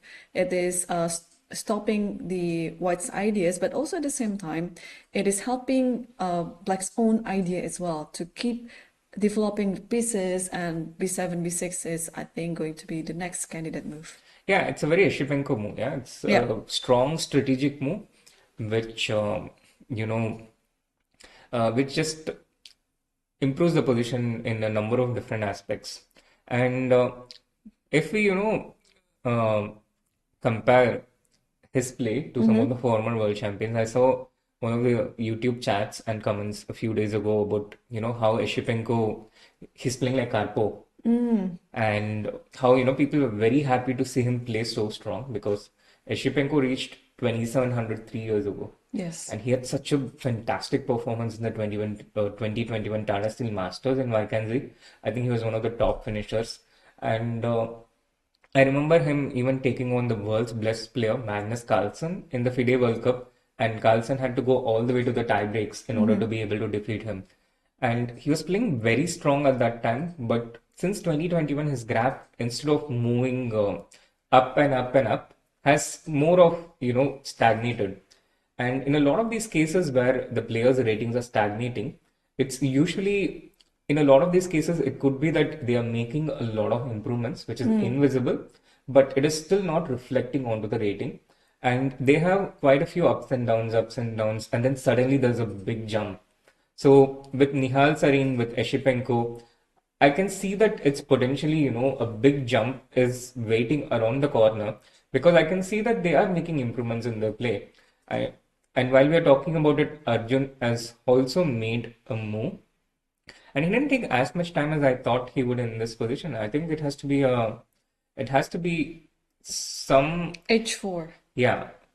I felt it would be an aggressive move, but h4, okay, it is an aggressive move, but from a strategic standpoint, this can also get dangerous for white very quickly, actually. Because from a strategic standpoint, we see the king in the center, we see the bishop undeveloped, and if black manages to, develop his pieces, let's say even let's say I sacrifice this pawn with bishop f5, but okay, you can sacrifice this pawn, but not the f4 pawn, yeah, because The f4 pawn is more valuable. But yeah, if I can get this bishop to e4, I think that would be so great. I don't mind giving up the b7 pawn to illustrate because this also opens up the b file for my rook to come to b1 and attack the white king. But this f4 pawn is basically white's hostage for the moment. This pawn is white's pressure on this pawn ensures that black cannot get his optimal setup. But what if black tries to do that slowly and prepare it with b6? He can do this, yeah? Yeah, totally. Yeah, he can do b6 and then he can actually choose where to develop the bishop, maybe to a6 and c4. I mean, that way you're also protecting your center pawn and also giving pressure on e2 pawn. So let's see this position. If b6 happens on the board, what should white do? For white, it seems a bit more difficult for me to, make a move or try and find dangerous ideas because I feel like the way white is playing fundamentally from a strategic perspective, it feels incorrect to me based on the general chess principles. Now, a lot of top players do get away with this due to their incredible dynamic feel and their calculation ability. And we saw Arjun himself be able to do this in two of the earlier games against Murtash Kashgalev in round 2 and in round 4 as well. He was under a lot of fire. Esipenko plays the queen to h6 again fairly quickly, just reacting to this pawn on h4 for the moment. And I must say, this has a Kasparov feeling to me, Arjun with the deep preparation like Gary Kasparov and going aggressively against the Black's king, and Esipenko showing so far very correct strategic play like Karpov. Yeah, Yeah, I can imagine that. Yes. But again, yeah, every match Kasparov versus Karpov is always very interesting. So I think we can expect the same thing here in this game between Arjun versus Andrei Shevchenko. And I'm just trying to understand. How to continue as white, yeah? No, no, no. First of all, I'm trying to understand what is Esipenko's intention with Queen H6.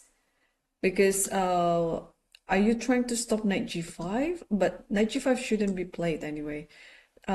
It's just a matter of if there is no attack that's h4 is posing, then I don't think you should actually respond to that. Right, absolutely. So it's not quite clear, yeah. It's not quite clear what Queen H6 exactly achieves at this point, because after H4, it's not like White was having major threats. But if White had to make a move, he would probably play the bishop to G2 here. That's the arrow that we are seeing because. Irene, there's also a trick that I use when I don't understand what's happening or what move the opposition should play. I switch on the computer and ask it to show the threat. And that is the red arrow that you're seeing on the screen right now. And the computer shows that the threat is maybe bishop to G2 and move the knight and attack the D5 pawn. And queen to H6. Now, if white plays the knight to G5 with the same idea, black can take this pawn on H4. Oh, just to think about that pawn is takeable.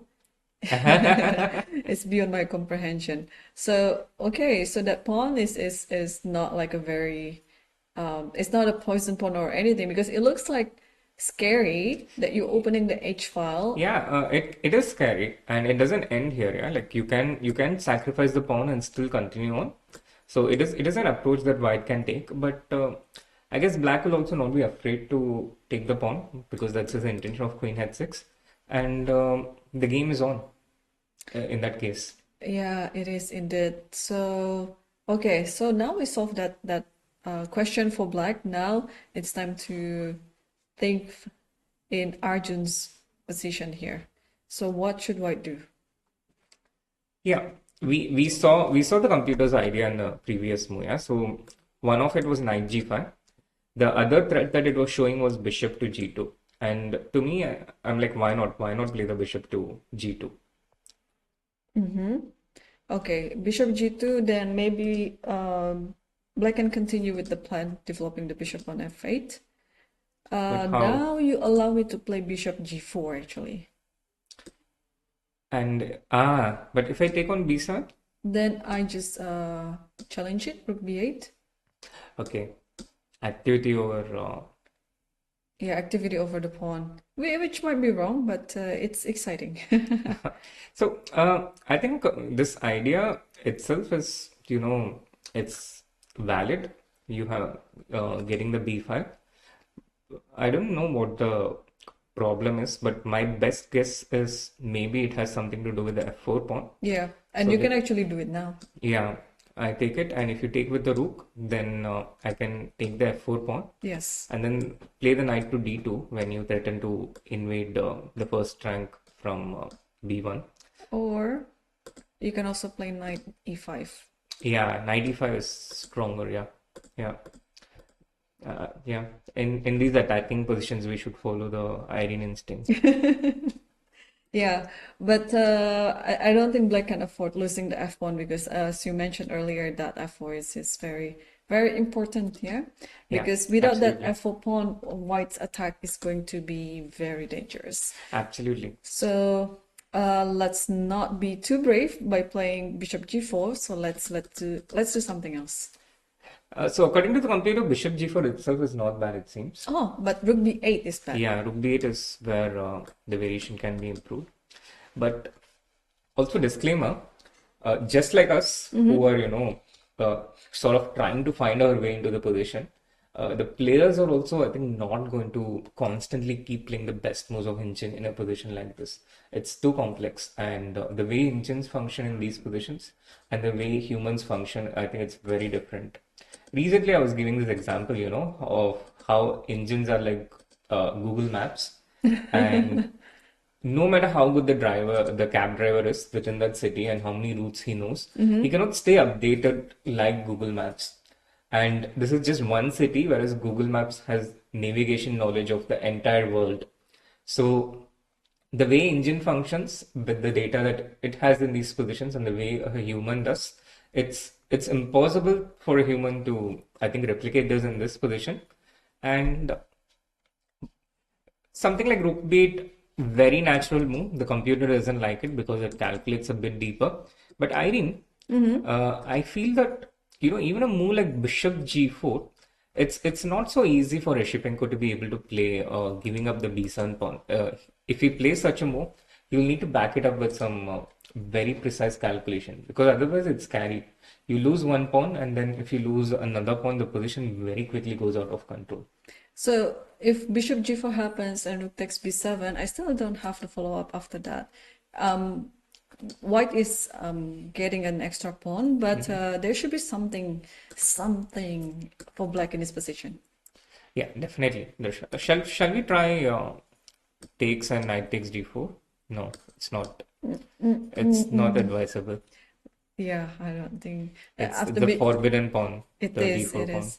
Bishop c3 is there, and then what? Queen b2, for example. Yeah.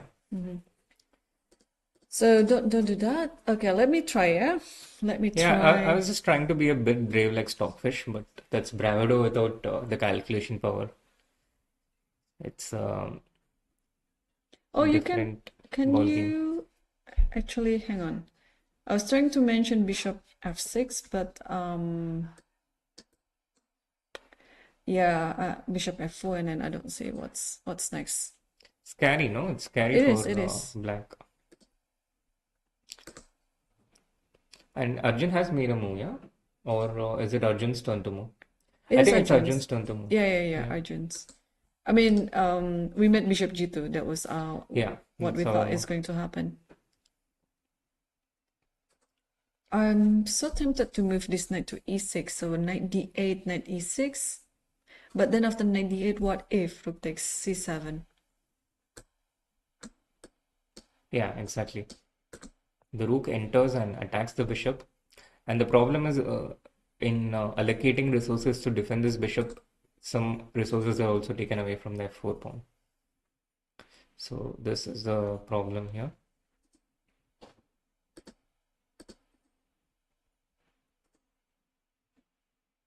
Oh, this feels like a bit. It's just some counter initiative. What if I just play bishop c8 again, What? and then bishop a6? Wow. Bishop c8, rook into c7, bishop a6. But doesn't quite feel. Yeah, it doesn't feel like it is the move. Yeah, Yeah, that's true. it feels a bit too slow actually. And too artificial too. Yeah. Okay, yeah. So it's very hard actually to come up with a decision to sacrifice a pawn, and then also to find what is the right follow-up after sacrificing the pawn. It's challenging now. Yeah, absolutely.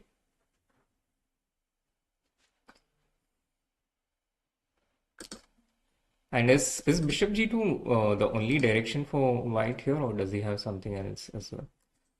Guess the Arjun's move. So who better than having you here, Irene? So far, Oh, I'm sorry. Is bishop g? Sorry, I'm still thinking of this bishop g4 idea. Bishop g4, rook takes b7. Does it mean that we just continue developing, like rook ae8, for example? hmm. I mean, we already Yeah. sacrificed Yeah, a yeah, pawn. yeah. Then Yeah, we this just is have the way. to. Yeah. This is the way, but doesn't seem so clear to be able to evaluate this. Say, okay, just to understand the dangers, let's say I take this to see how easy the follow-up is. Well, the follow-up is not easy, but maybe I can play bishop d8 now. Just and then I have all this idea with bishop f3, knight d4, something like that.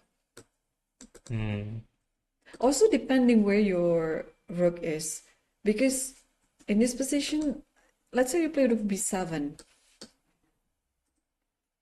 and now maybe I don't know whether it is the perfect time to take the On f3. d4, yeah? Yeah, because now your rook is backing up. So you can consider taking on the d4 pawn or yeah, I think that's the pawn to take. But even here, even after reaching this point and even having the computer, oh, is Also, it? also knight a4, queen a6. No, but I just saw rook into e2. Oh, immediately. Yeah, Ah, and then knight takes d4. yeah, and then you Yeah, also have queen a6 related ideas yeah, in yeah, the yeah. picture. Okay, can we play it? Can we Yeah, play it? I think. Ah, no, but it's not the move. No, Can you I take? still think it's something to do with the queen a6, but I'm still trying to find where to put it. Hmm. This is so interesting, though. It is Yeah. right. Yeah, yeah. I like how things are on the board right now. But yeah, before people get too excited, this is still our analysis. This is still not happening on the Yeah. board. Well, there might be some potential that this can happen, but we'll see. Can you put knight f5 just to see whether it is the correct move or not? No. No, yeah. No. There's something. Or maybe just simply queen e6. Yeah. Sometimes the simplest is the best. So it's queen e6. Yeah. Okay. Yeah, you just want to keep attacking the e2. Okay, so now we gain our understanding on this position. Yeah, that one of the approaches that Black can try is to not be materialistic Yeah. and instead just go for the attack. Bishop g4, rook e8, and then queen e6 coming. Yeah, you already have one focus, that is the e2 pawn, and then you just go for it. Yeah, and we also see some of the potential dangers for white here. As you know, Arjun is spending a considerable amount of time on this move. We also see some of the dangers for white, that this e2 pawn is also a potential target. When you move this bishop away from f1, the e2 pawn can get vulnerable, and this is also one of the factors that Arjun is potentially taking into account when he's thinking about whether to move this bishop away from f1 or not. But on the other hand, it's also not easy to make an improving move as white without improving the positioning of this bishop on f1, because something like knight to g5 here, as we just saw, there is queen into h4. But maybe there's also something you can consider as white, no? Giving up the h pawn and now playing the rook to h1 and trying to gain some access to the h7 point. But I think this is not quite an Arjun style. Yeah, we see also a few of his games just in this tournament where he actually likes to, keep everything balanced, especially material, and only when he is sure that he's going to be better, then he would like to do some sacrifices. Yeah. So for the time being, can you ask a friend here what is the best move that White can do? So Stockfish says e3. E3. Yeah, e3 is one of the moves of Stockfish. And apart from e3, bishop g2 is actually not a bad move according to Stockfish. But apart from these two moves, I don't really see any other moves of substance for white. Actually, apart from bishop g2, I don't see any other move of substance. No, E3. Yeah, I know, right? You're like literally opening up your king and asking black, okay, come attack my king. I'm opening the e file up. I keep my king in the center. I open up my center, and you're welcome to checkmate me. Okay. Yeah, this game makes me very confused as a chess player. Like really, to know what is the best move, and also to also analyze what moves would I play if I were white or black in this position, and then somehow the computer just showed a very different approach. Absolutely. And which is why we had this disclaimer, right? That the players are not likely to play in the direction of what the computer shows in most of the moves. I think the next few moves. And so far, they might be able to keep the balance. The position stays at zero within the +1 and -1 zones. But I don't think it's going to deviate too much from the evaluation zone from that point. Yeah, and I'm just looking at the time situation now. It's kind of approaching almost at the same time. Arjun had quite some time advantage before, like 20 minutes plus, but now he is only like 5 minutes ahead of Esipenko. Yeah, it says the next phase of trying to set problems for Esipenko. We saw that earlier when he spent 27 minutes and then he blitzed out the next few moves. So I think he's going through the next phase of trying to set problems for Esipenko. But to be honest, it's really not easy to find a way forward for White here. And Arjun should also make sure that he doesn't go too out of control in his pursuit to win this game, because the position has dangers for White as well. And Arjun also gains considerable points from a draw here.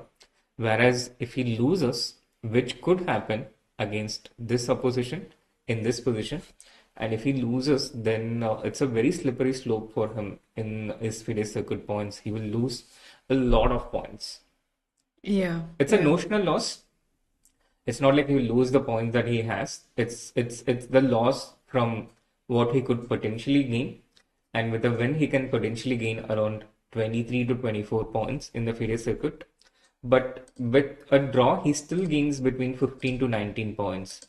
But with a loss, it just completely goes to the other side, and he won't stand to gain much. So I think it's important for him not to, go also too berserk. And the level of opposition, it has been climbing steadily. And Esipenko he's actually quite world class. His rating is 2682, but I think he easily belongs to the 2700, the 2700 club in terms of his class, his level of play. And he's already resisting quite confidently against Arjun, whereas in a similar situation, another grandmaster might be spending much more time being unsure of his decision and even making more imprecise moves. So far, Esipenko has confidently held his ground to whatever Arjun has been able to throw at him. I was trying to look his last year's last classical game. Was it Arjun who blundered an exchange or something? I can't remember. I think it was in Chennai. I don't think so. Arjun finished quite decently Yeah. in Chennai. He was joined first Yes. against Gukesh. Joined first with Gukesh. And I remember he started with a loss in the Chennai Grandmasters last year against Hari Krishna. And at some point, he had 2.5 out of 5. And he said that's the point where he gave up trying to qualify via the FIDE circuit. And he had 2 wins immediately. So once the self-inflicted pressure was off his back, he was able to play a lot better. But it's all a lot easier said than done, because when there is a potential goal looming in front of you, it's so hard to switch off and disconnect from it. So easy to say forget about it and just focus on making good moves, but it's so hard to execute it. Yeah, as usual, right? It's easier said than done. So, well, but for Arjun, everything is at stakes here, so he has to be really focused. And what we can see from the video, Esipenko is also very, putting all his attention to this game right now, even though it is Arjun's turn to move. Yeah, it shows like those players really know the risk walking into this position. There might be some possibility that both of them will be in time scramble. Probably it's a bit too early to say that for now, because they still have about 45 minutes on the clock. But if they treat the position at the same pace until for the next few moves, I'm very sure in like 30 minutes or like an hour from now, they'll be in the same time scramble. Yeah, absolutely. Meanwhile, just to take a little bit of your attention away, I saw something interesting happening in the game between Nihal Sarin against Daneshwar Bardia. So, just quickly moving there for a few minutes. This was the position around this point. Nihal played the queen to b3. His opponent played knight d5, and after short castle, Daneshwar attacked his queen with knight to a5. Nihal didn't move his queen away though. Instead, he counter-attacked Wow. with knight to c5. And after knight into b3, knight into e6, we have a position where Nihal has, I think he could get a substantial advantage if black captures the knight. After a into b3, he will have the pair of bishops and superior pawn structure. If black takes knight into a1 here, then in this case, black just takes knight into f8, and white takes knight into f8, and he has the pair of bishops, and again a superior strategic position. So yesterday we saw Nihal breaking out from his 5-game drawing streak with a convincing win against the beast Adiban, and today he has a very nice position against Daneshwar after the end of 17 moves. Wow. Yeah. So I think also the lower boards, they are very motivated to finish strong and to gain some points, elo points, and also to get some prize money. Absolutely. Like we mentioned earlier, the 10th prize here is $1,000. That's the last prize in the main prize list. Apart from a number of different prizes we have in the categories, there is prizes for grandmasters rated 2500 to 2599 and women's prize. But both the players here, Nihal as well as Daneshwar, who just has a rating of 2600, will not qualify for the rating category prize between 2500 and 2599 by having just one rating point more. Yeah. There's no rating band above 25.99. Yes. Okay. I don't know how he would feel about it. Yeah, sometimes it's kind of like a miss, right? Just I one know. one rating point difference. But also, this tournament, I think I have to consult Lauren, but I think we can move the board first to Arjun's versus Esipenko. Where Just Bishop wait. G2 has indeed been played. Oh, Bishop G2. Now, is Bishop G4 is going to happen in this game? Do you think? Not so easily, I Not think. so easy, right? If at all it happens, I think Esipenko will spend considerable time because it's not so easy to evaluate the consequences of sacrificing this pawn. But who knows what Esipenko knows in these types of positions and how much time he spent in similar positions. But I think he's going to spend at least some time. Arjun played this last move, bishop to g2, after spending 19 minutes. So Esipenko will at least, consider what his opponent must have thought during this time before making his move. So I'm thinking Esipenko will at least spend 10 minutes. This is my Your prediction, yeah. my prediction. But again, as you were mentioning before, you don't really see a move for white, but Bishop G2. So Esipenko might also think the same thing. And he would predict that Bishop G2 would happen on the board anyway. He might have already calculated some lines here. Yeah, absolutely. He would have calculated some lines in anticipation. He was sitting on the board as we were, looking in the video in the last few minutes. And let's try and understand, firstly, how black can play without giving up this pawn. Like, what if he plays the pawn to b6? This is a standard idea. Oh, so the bar immediately jumps up. Now let's against his figure this natural out. This is something that's very interesting to me. Okay, yeah, because now it takes away one tempo to somehow protect e2. I don't know whether e2 needs to be protected, but maybe now it's a time to play knight g5. Wow. Going for it, yeah. Wow. Strongest move, Irene. Yeah. Nice. So I'm still. I think I know the difference because if you play bishop g4 and then knight g5 happens Oh, sorry. Yeah. instead of b6. Okay, bishop g4 and knight g5. At least the bishop is already attacking the e2 pawn. So there might be some ideas with bishop takes g5, h takes g5, and queen e6. Oops, sorry.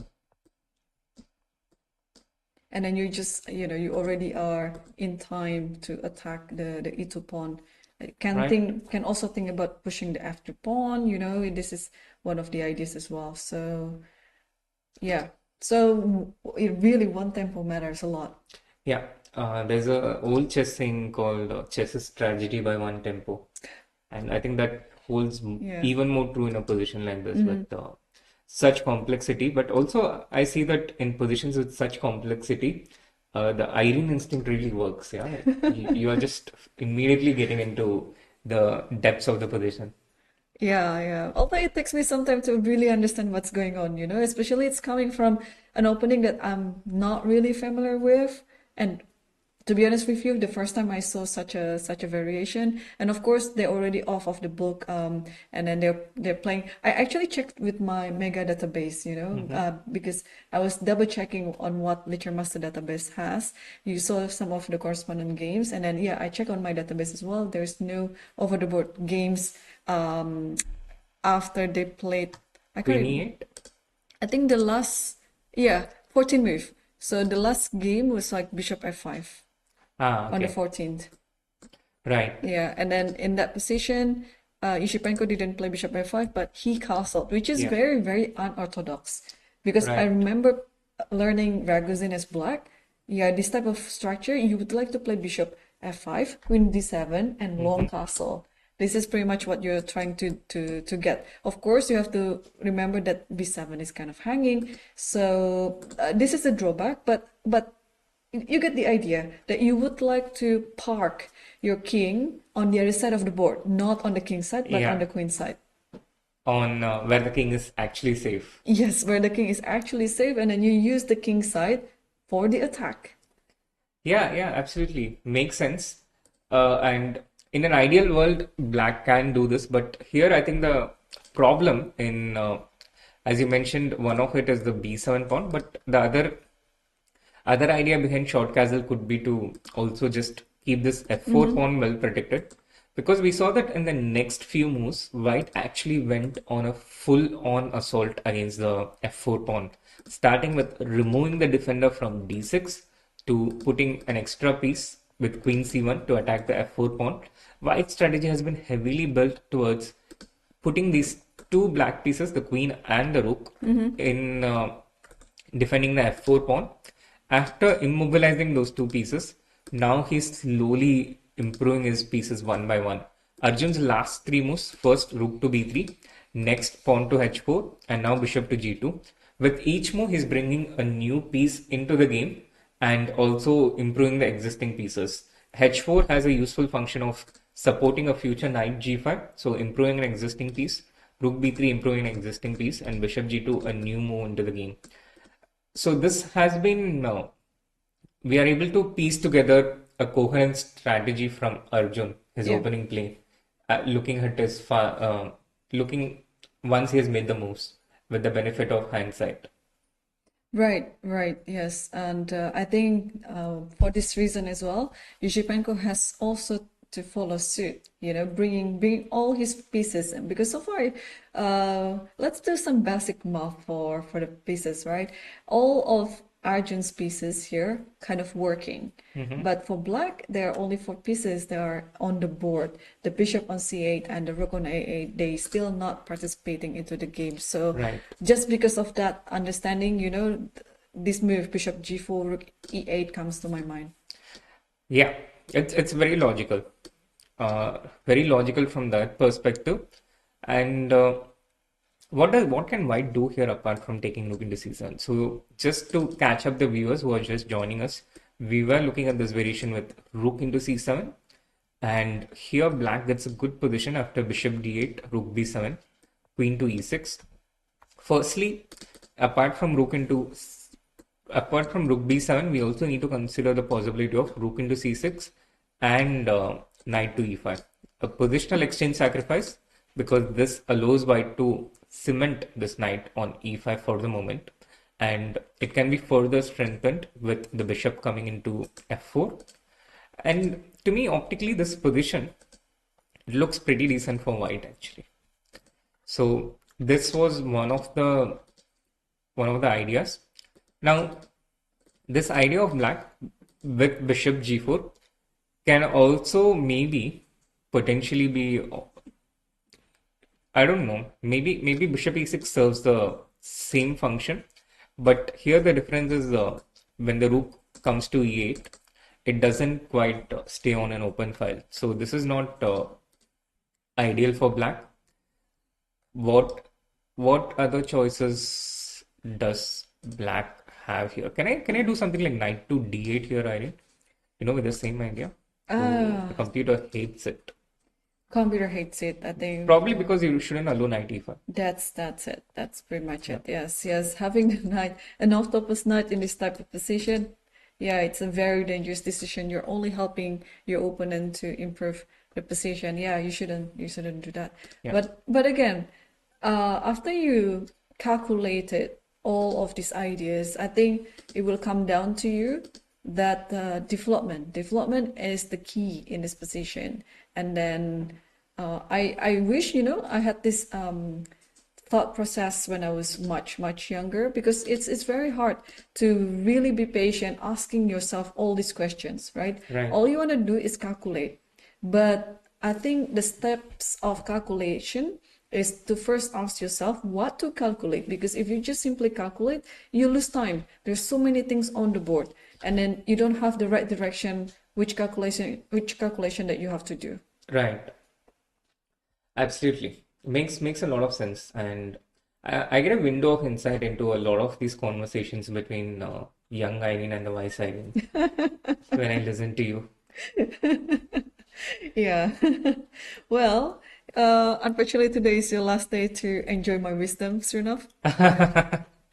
Well, last day in person and later from other streams. But Esipenko is about to make a move, Irene, and he has played rook to b8 after a 11-minute thought, which is very logical. It's definitely one of the moves that I was also considering after looking at all these different moves. He defends the b7 pawn. He understands that you have to move this bishop from c8 for it to get a better future, but first he defends the b7 pawn.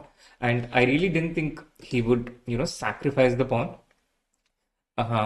Sacrifice the b7 pawn so bravely in this position without having access to the evaluation bar, because this position, rook e8, rook c7, bishop d8, rook into c6, queen into c6, knight e5. Optically, this didn't look so clear to me, although the computer doesn't mind it.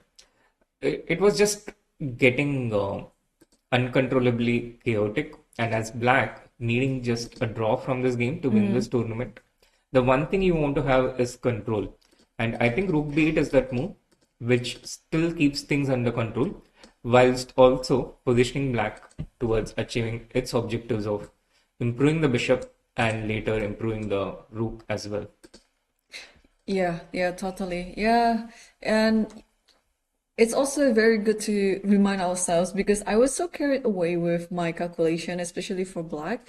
So excited that I saw bishop g4, rook e8, and then you're just attacking the e2 pawn and trying to get some attack on the king.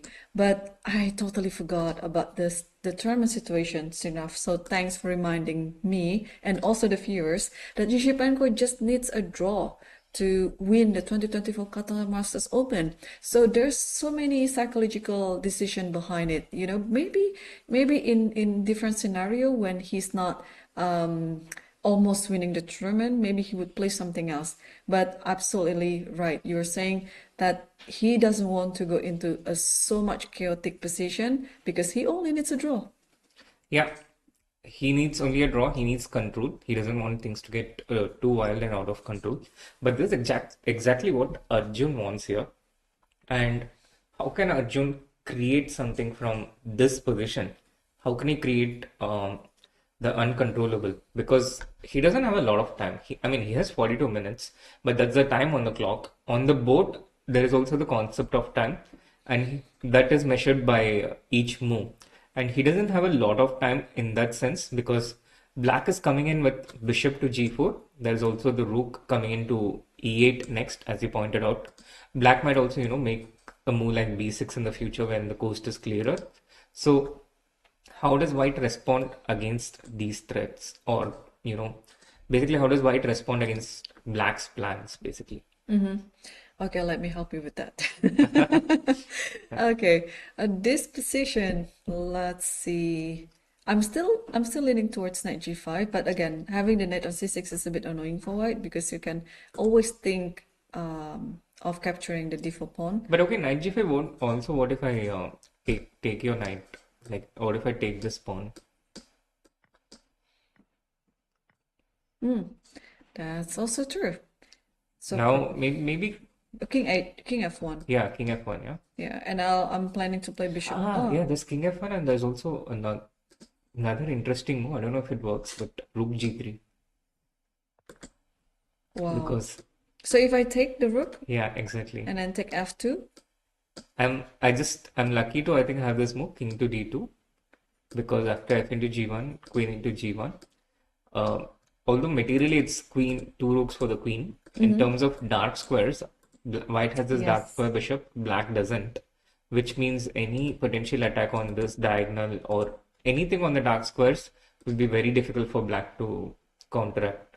yes, wow. That's actually very interesting. Rook g3. Yeah, how didn't I come up with that move? I know, right? But it's okay. I think you have trained me well enough in the last few days, so I can step in. And then you influence me with this type of move, king f1. Yeah. Yeah. So knight g5, I think that's one of the candidate moves. Right. But black doesn't need to take it. Yeah, black doesn't need to. And black can not just take this pawn, but black can take maybe the h4 pawn and also the d4 pawn. So all 3 moves needs to be considered at the base level before this decision can be taken. This was another annoying factor, right? Knight takes d4 and computer allows this for white, by the way. I saw the evaluation bar going up like crazy. Maybe it's due to tactical reasons after bishop c3, bishop to f6. And now I'm not sure if queen into f4 works, but I'm tempted because of this possibility of knight f7 check. This could work, yeah. Why not? But also, what's wrong with the usual idea of queen b2? And then, Yeah, queen b2 also looks very scary for black. But what's your finish after knight into b3? How do you win? I see there's a win, but maybe bishop d5. yeah, just take, yeah, like just calmly come with another piece, ignoring the rook, ignoring all the different pieces hanging, but just go for checkmate, and Yeah. black is defenseless. So this works. Queen b2 is strong, and queen f4 is also strong, and in general, knight into d4 is a no-no for black. I think this both the players also understand. So this is not a big decision, to give up the d4 pawn, but to give up the h4 pawn, this is certainly something that Arjun has to. Oh, there's knight into h7 here, Irene, right? Oh no, it's not. No. Because queen h7 and bishop h. No, not queen h7. So what's wrong with this? King into h7, there's rook h1. Queen h7, also there's rook h1. So do you just move the rook away? I think it's I think it's just rook Ah, g1. yeah, It's not rook g8. Rook Rook g8. Because rook h1, there's queen into h1. Yeah. Show it. And That's- rook g1 checkmate. Yes. Yeah. So knight into h1 is a blunder. Although it was one of the initial tempting moves for me, which put me towards the knight g5 direction, it turns out to be a blunder here. So after queen h4, can you just take bishop into d5? Is that what you were thinking? but bishop g5 Yeah, and bishop into c6, I thought. or something like that. I see. Because your rook on b8 is also pinned. Yep. So after bishop into g5, I thought I can retake the piece, and due to this pin, then I'll come back with the bishop to f3 and play my pawn to d5 to Yeah. open up this diagonal. When you park your bishop on f3, I think everything is pretty much settled for white. Yeah. Yeah, this could be it. Knight g5. I think it's going to be, I don't know, maybe it's gonna play it, but I'm also trying to look for better alternative for white here because it looks like, again, the position is very, very complex. We shouldn't limit ourselves to only one candidate move. Yeah, absolutely. When you see a good move, look for a better one. Yeah, this Yeah. never gets old. Also, so now, since you already mentioned this idea, now I'm also starting to think about e3. Oh, wow. That's brave. I know the computer doesn't like it, but it's just like I want to clarify the things in the center. But I think your reaction is just black should just ignore it. Yeah, actually, for me, I would, measure every white idea against what we already Yeah. know is black's idea, which is bishop g4 and rook e8. So the same idea with bishop g4 and rook e8 in a position like this, I think it favors black a little more because it opens up the e file against black's pieces, basically for black's pieces against the white's. So I'm not really sure about the e3 move here. And what could be going through Arjun's mind? I think knight g5 is one move. Is knight e5 also a move here? That's possible. Yeah. And now if I take your pawn on d4, And I think I can still play a bishop queen. c3. Queen b2 maybe. I don't know, queen Yeah. or I just don't want to have my queen and pre after knight takes b3. Makes sense. Queen b2 is winning, yeah. So knight into d4 is not an option.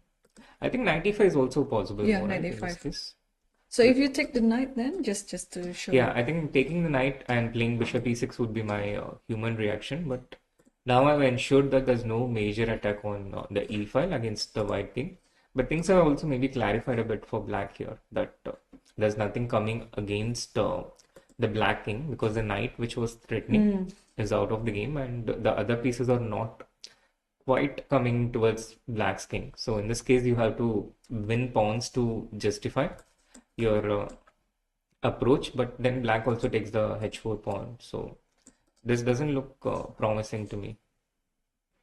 Yeah.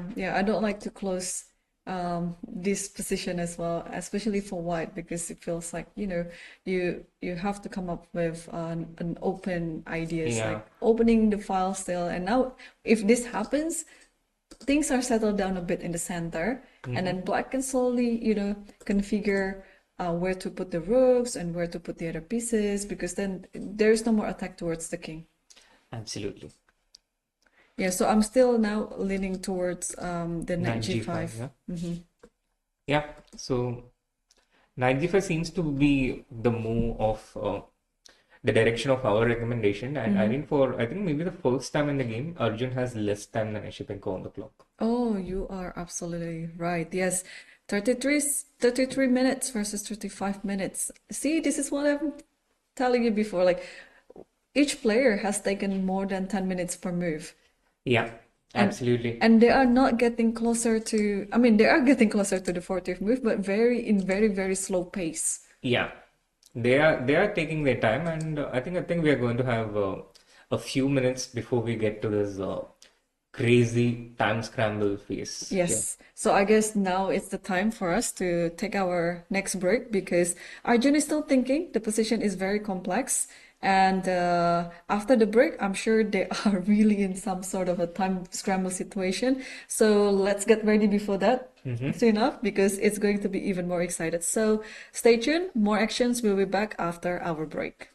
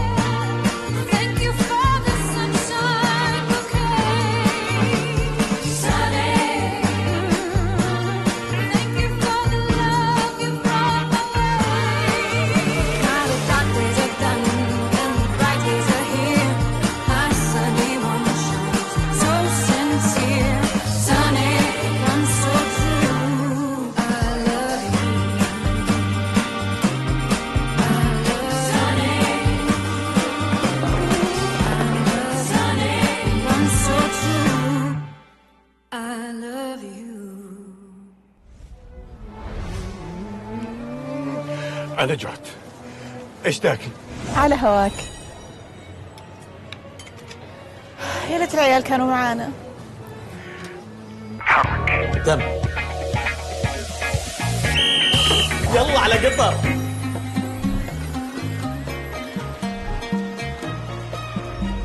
اسرع اسرع على هواك يا نواف. رد يا ابو نسب.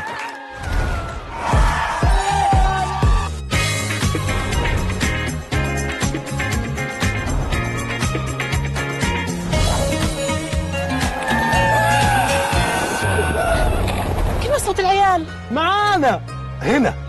اشرب عسل. ذي ولا ذي احمد؟ اسألي. اختار اللي على هواه. كيفي معاك؟ حبيبي سبرايز.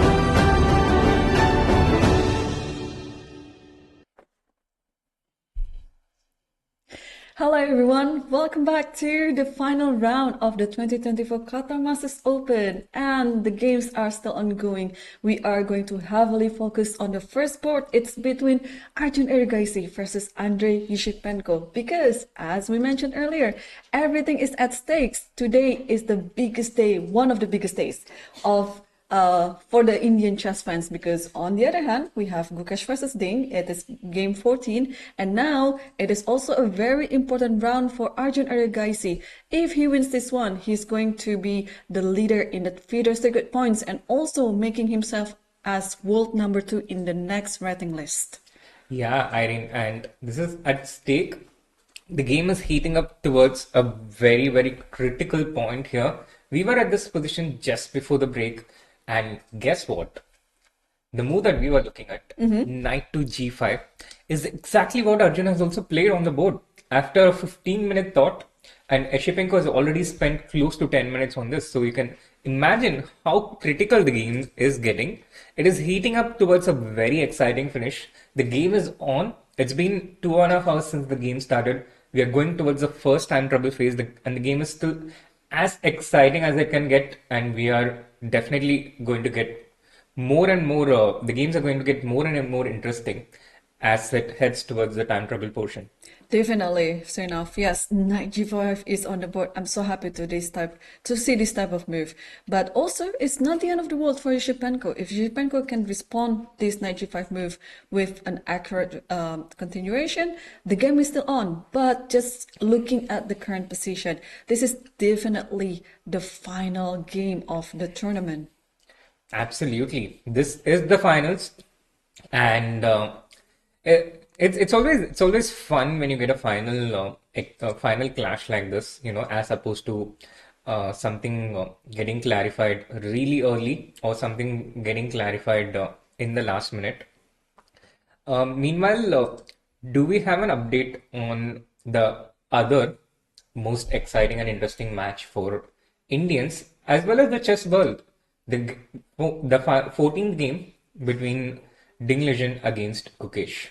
Well, it looks like Gukesh is up a pawn, but I think it was a voluntarily sacrificed by Ding to go into an equal or drawish endgame. So it's looking likely that the game 14 will end with a draw, and then they're going to play the tiebreak tomorrow.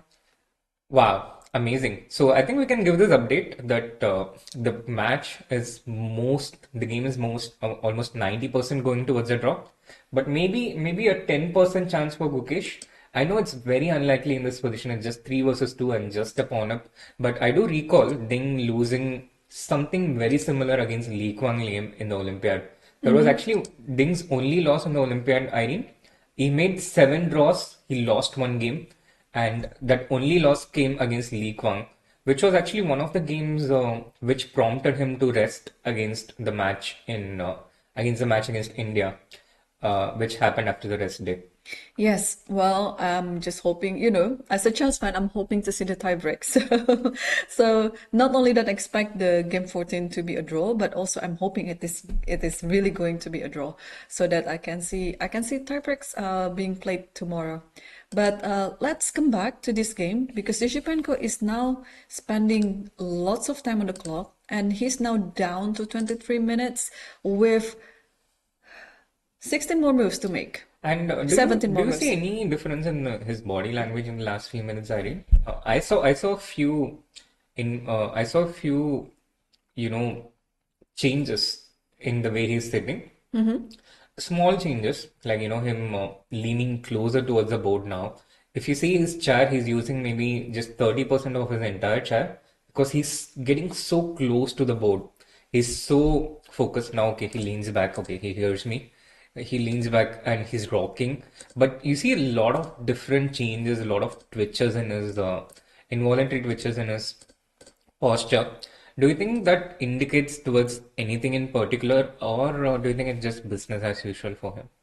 Well, he seems to be more tense in this game compared to his previous rounds, especially yesterday, where he won the game very convincingly, I would say. Like from start to finish, he was never in any worse position. But here, the character of the game that he has right now against Arjun Erigaisi is very, very different to his round 8 game. So I think he's just, treating the game with his body language, just according to how he's on, According to the situation. according to the situation and position on the board. Yeah, and that's well pointed out, Irene. During this tournament, this is his 9th game, and I think in very few games has he been pushed like this. The other game that I can think of is his game against Arkady Naidish in round 4. That was a martial game, Right. where at some point Arkady actually had a chance to, get more than what he got in the game, which was a draw. And he had a pretty exciting and interesting game against Daneshwar Bardia in round 5 as well. But that was I don't recall him being in any particular trouble or being under pressure in that game. So it's just the game against Naidish. But in this game, maybe he's under even more intense pressure. And after knight g5, going back to the chessboard, we saw a few different options for black. One was queen into h4, one was knight into d4, another was bishop into g5. But we are not really sure what is the best move amongst these options, and even if the best moves amongst these options here. For white, it's a very clear threat. Bishop into d5 is incoming, followed by knight f7 check. So I think black needs to make a capture here, because he doesn't have time to defend the d5 pawn. There is if you even defend the pawn with the rook on f5, white can still take bishop into d5 because the f7 square is protected by the rook on f5. So this rook cannot afford to leave its post and go to any other file. So he has to make a capture, or he has to make a forcing move. The game has gotten into a very concrete phase. But what is the best continuation for black here? How does black play?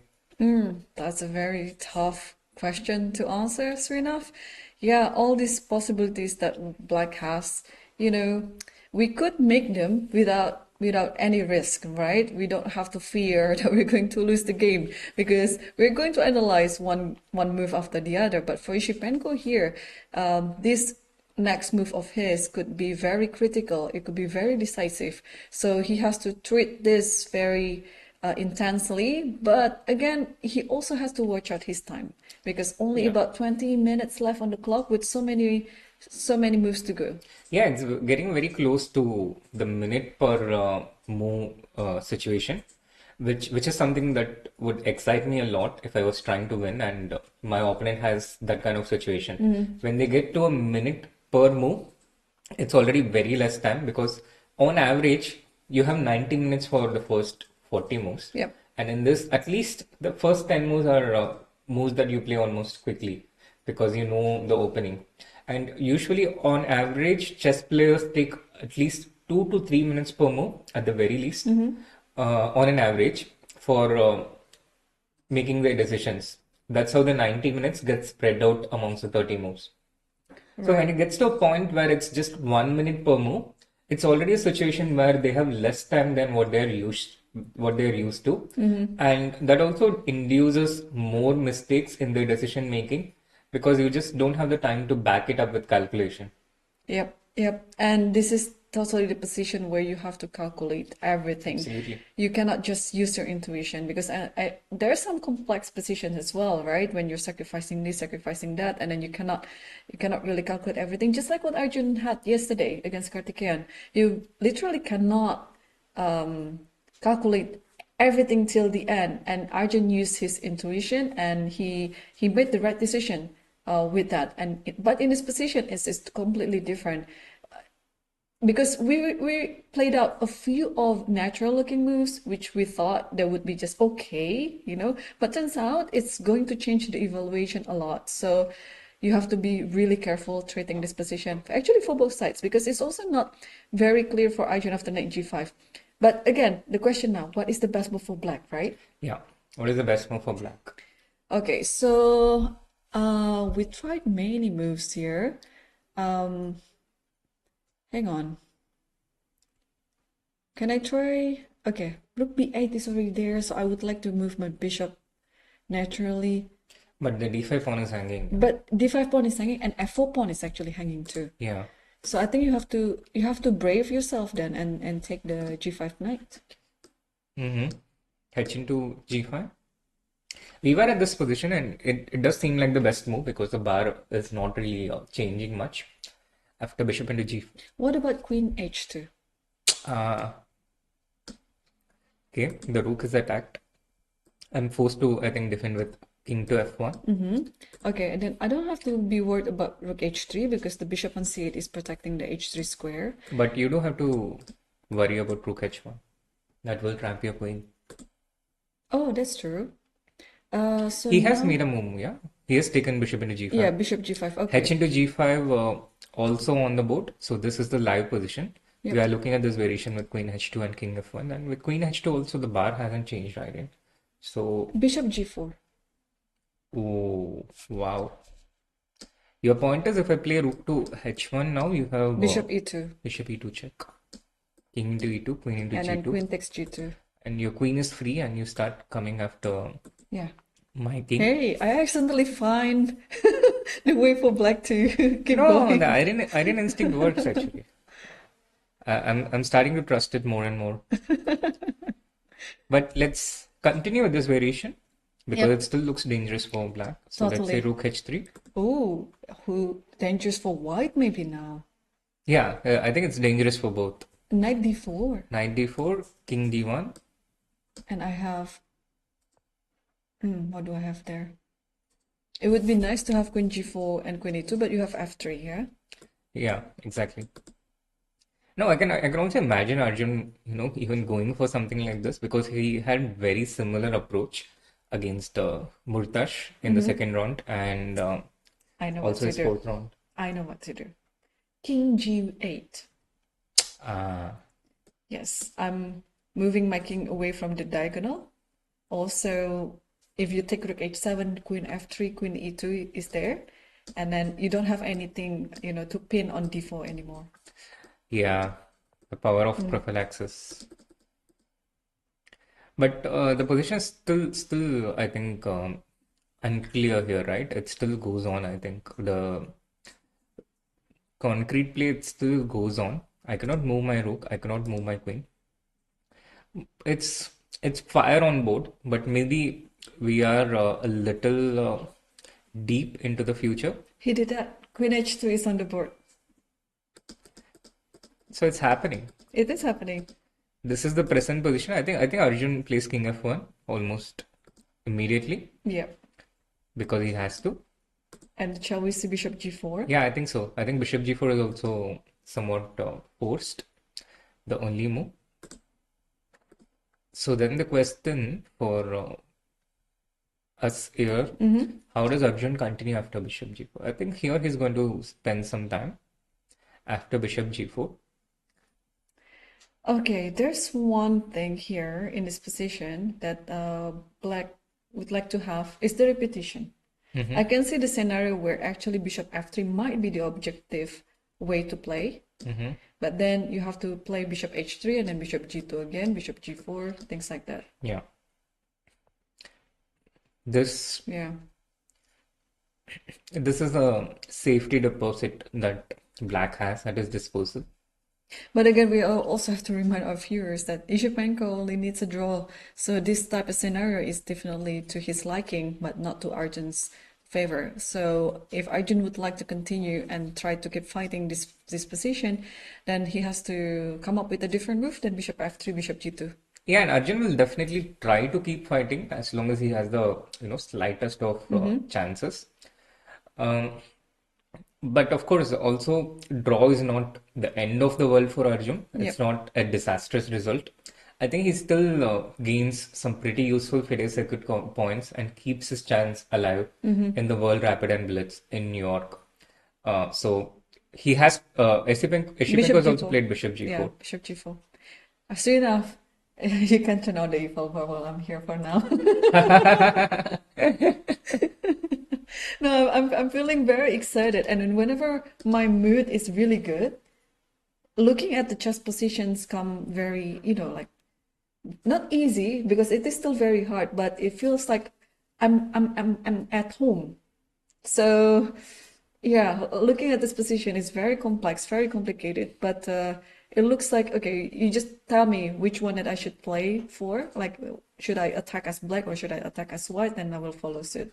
Queen e1 played by Arjun fairly quickly. We didn't see this one, yeah? Queen e1. So now the threat of rook h1 is reinforced. And okay, so since it's black to move, I'll let you take black. I mean, there's still, okay, let me think now. If knight d4, there is bishop c3. But in this position, the first move that comes to my mind is actually f3. Yeah, f3 is also a move which came to my mind, but apparently this is not the best move according to the computer. I don't know why exactly though. It could be just it's not bishop into f3 though. Yeah, because there's or you just take on f3. Yeah, I think you can maybe take on f3 even with the rook. Oh, that's because after yes, ef3, bishop h3 check, king e2, there's not queen h3 check here,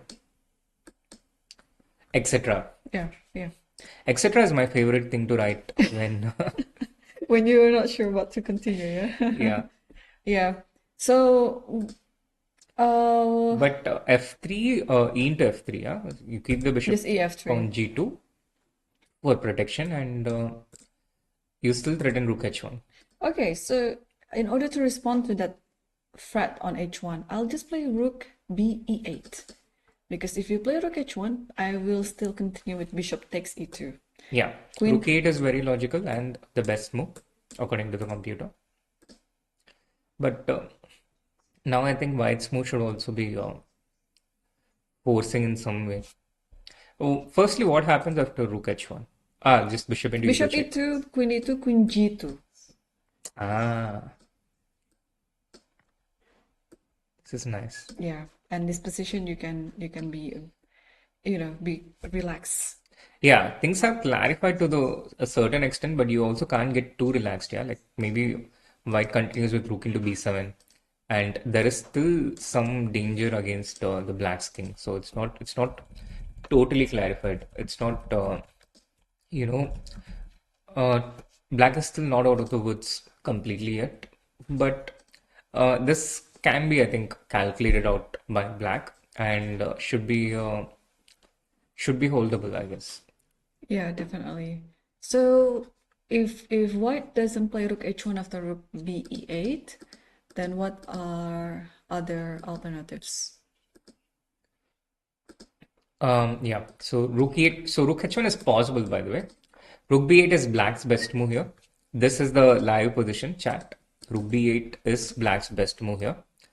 And so far, the players have been playing the best move since it became concrete. And Rook h1 is one of the moves, which is an acceptable way of playing as white, but it leads to, Simplification. yes, it leads to simplifications. I was, so if we can't counterattack, we need to defend the e3 point. Bishop f3, there's always bishop h3. Rook f3 seems a bit too much to me because the queen can escape from h3 point. So this sacrifice, it seems a bit too overstretched. This leaves f3 as the only other move here, right? With ideas of rook h1 and queen h4. But this allows the g3 point for black's queen and also prevents future rook h3 ideas. Yeah, yeah.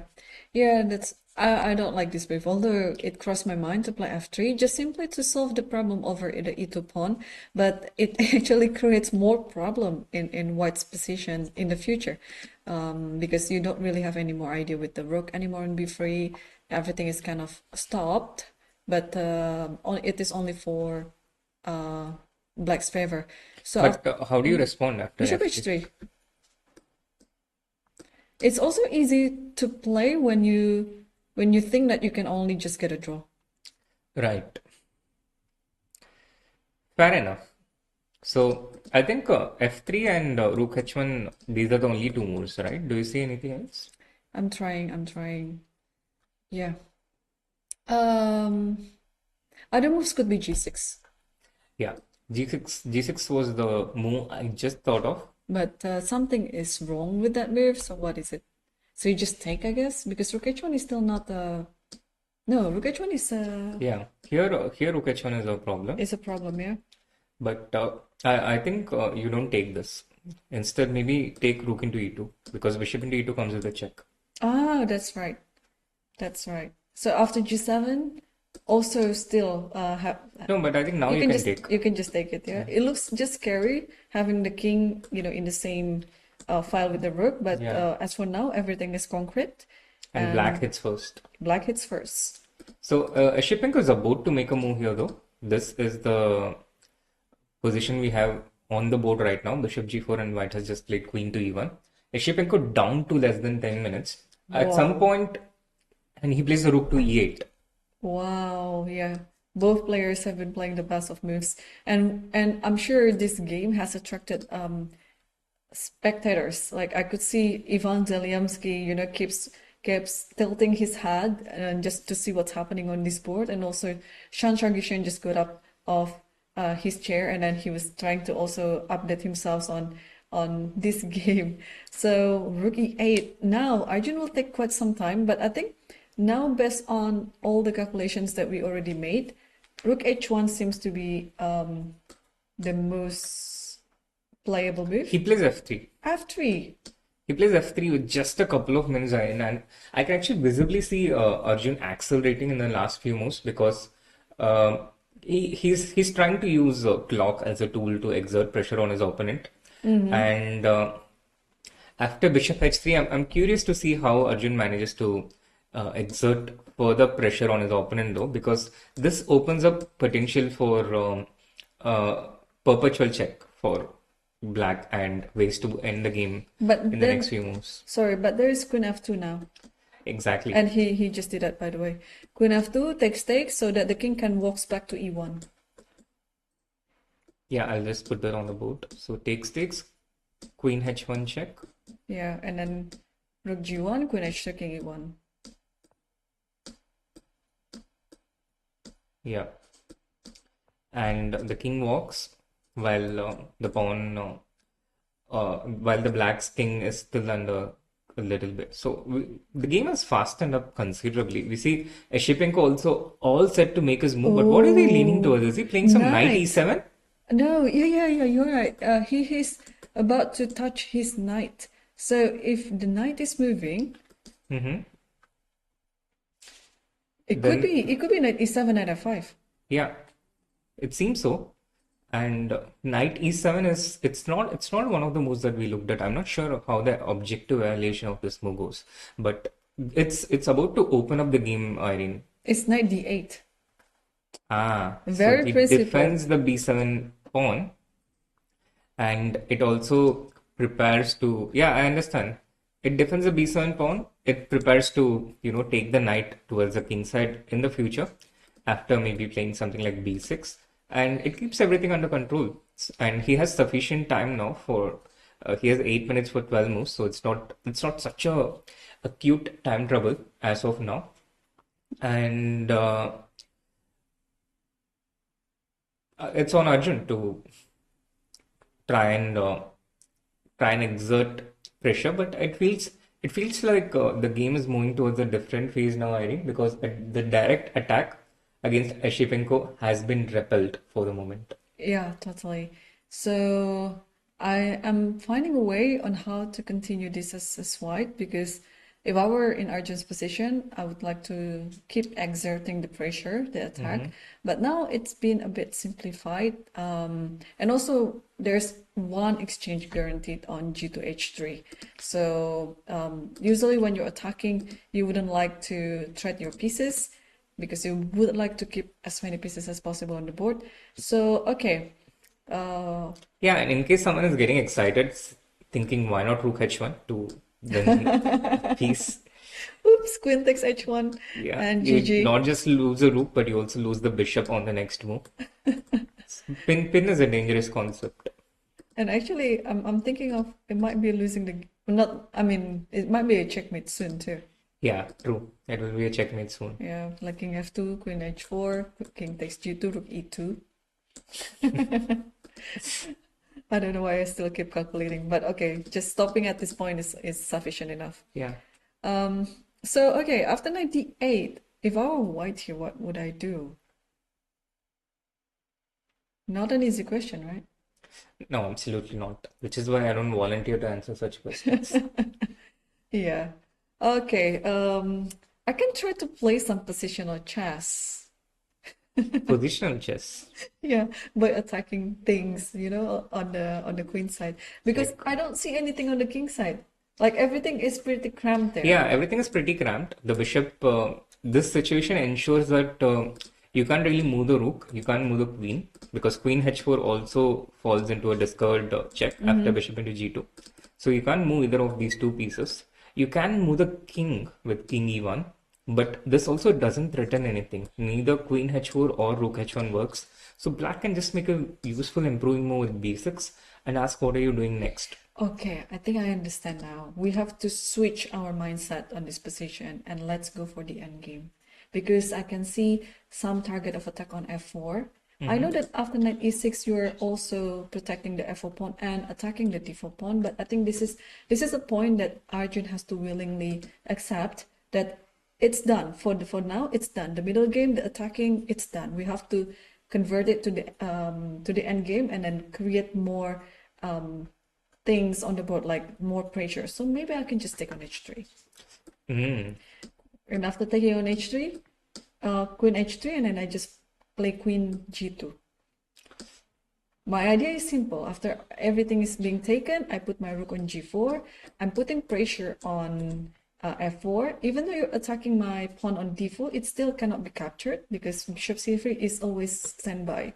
So probably this might be the direction that Arjun is looking. Yeah, very possibly. And we saw him make a similar shift in his game against Karthikeyan Murali yesterday, where he was furiously attacking him, but at some point the queens got traded off, Right. and it went into an endgame. But I think compared to the endgame yesterday, black is a lot better placed in this endgame. Let's say b6, rook g4, knight to e6, and it doesn't feel like white has a lot to play with here, Irene, to be honest. It seems very small, the amount of leverage that white has in this position. And it seems like black seems pretty safe to me here. Yeah, yeah. It looks safe to me too. But What choice does he have is the question. also the show must go on. So Yeah. I think it's mind shifting is very important in this position. True. Which, by the way, I learned it very late in my chess career because you are so carried away with the type of position, with the character of the game that you had earlier of the game, and then you had this mindset throughout until the end. And sometimes it's not only about what kind of position that you have to shift, but also the evaluation. It's very easy for us when we're like better in the Right. opening and towards the middle game, and then we keep thinking that our position is still always going to be better. And then at some point actually in the game it's drawn or even like slightly worse. But then we still have this evaluation that our position is better.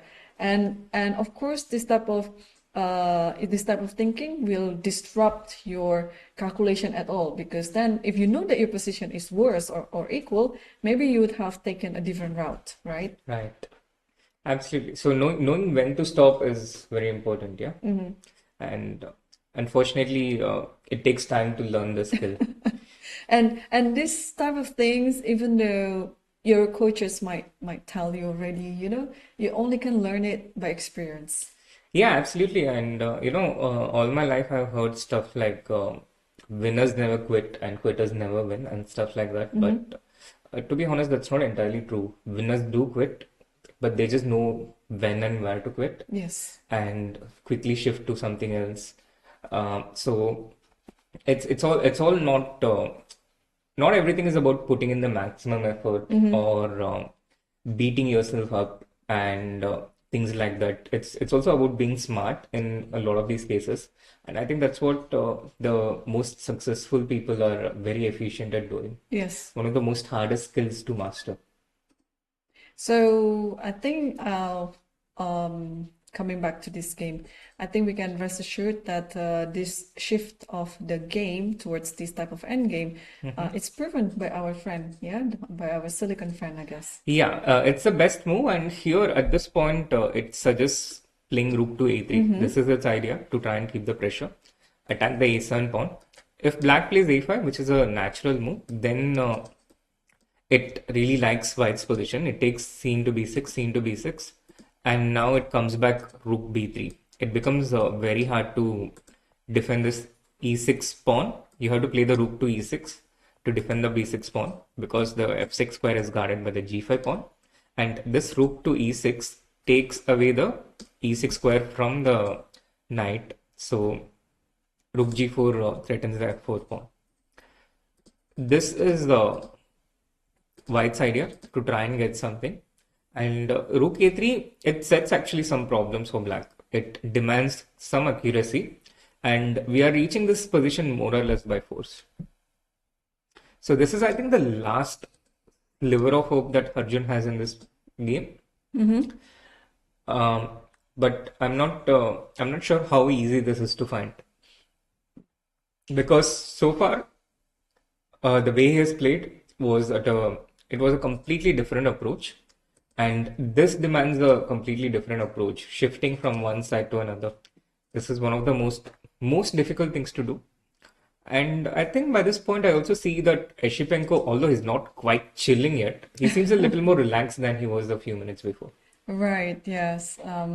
Well, just disclaimer, the current position that we are looking at the moment is still our analysis, because Arjun has yet to make his decision on how to shift this game into an endgame. Yeah, this is the live position after knight d8, and Arjun has been spending about 8 minutes here, which is not a lot of time, but it's a bit of a departure from his time management in the last few moves, which he has been literally blitzing. He's been playing almost instantly in his last few moves, but here he's forced to think because there's nothing apparent, and I think it's not easy to convince yourself to go into this endgame after bishop into g2, after bishop into h3, And he's goes go for for g6. g6. Wow. I mean, the threat is very easy to see. Yes. G7 check.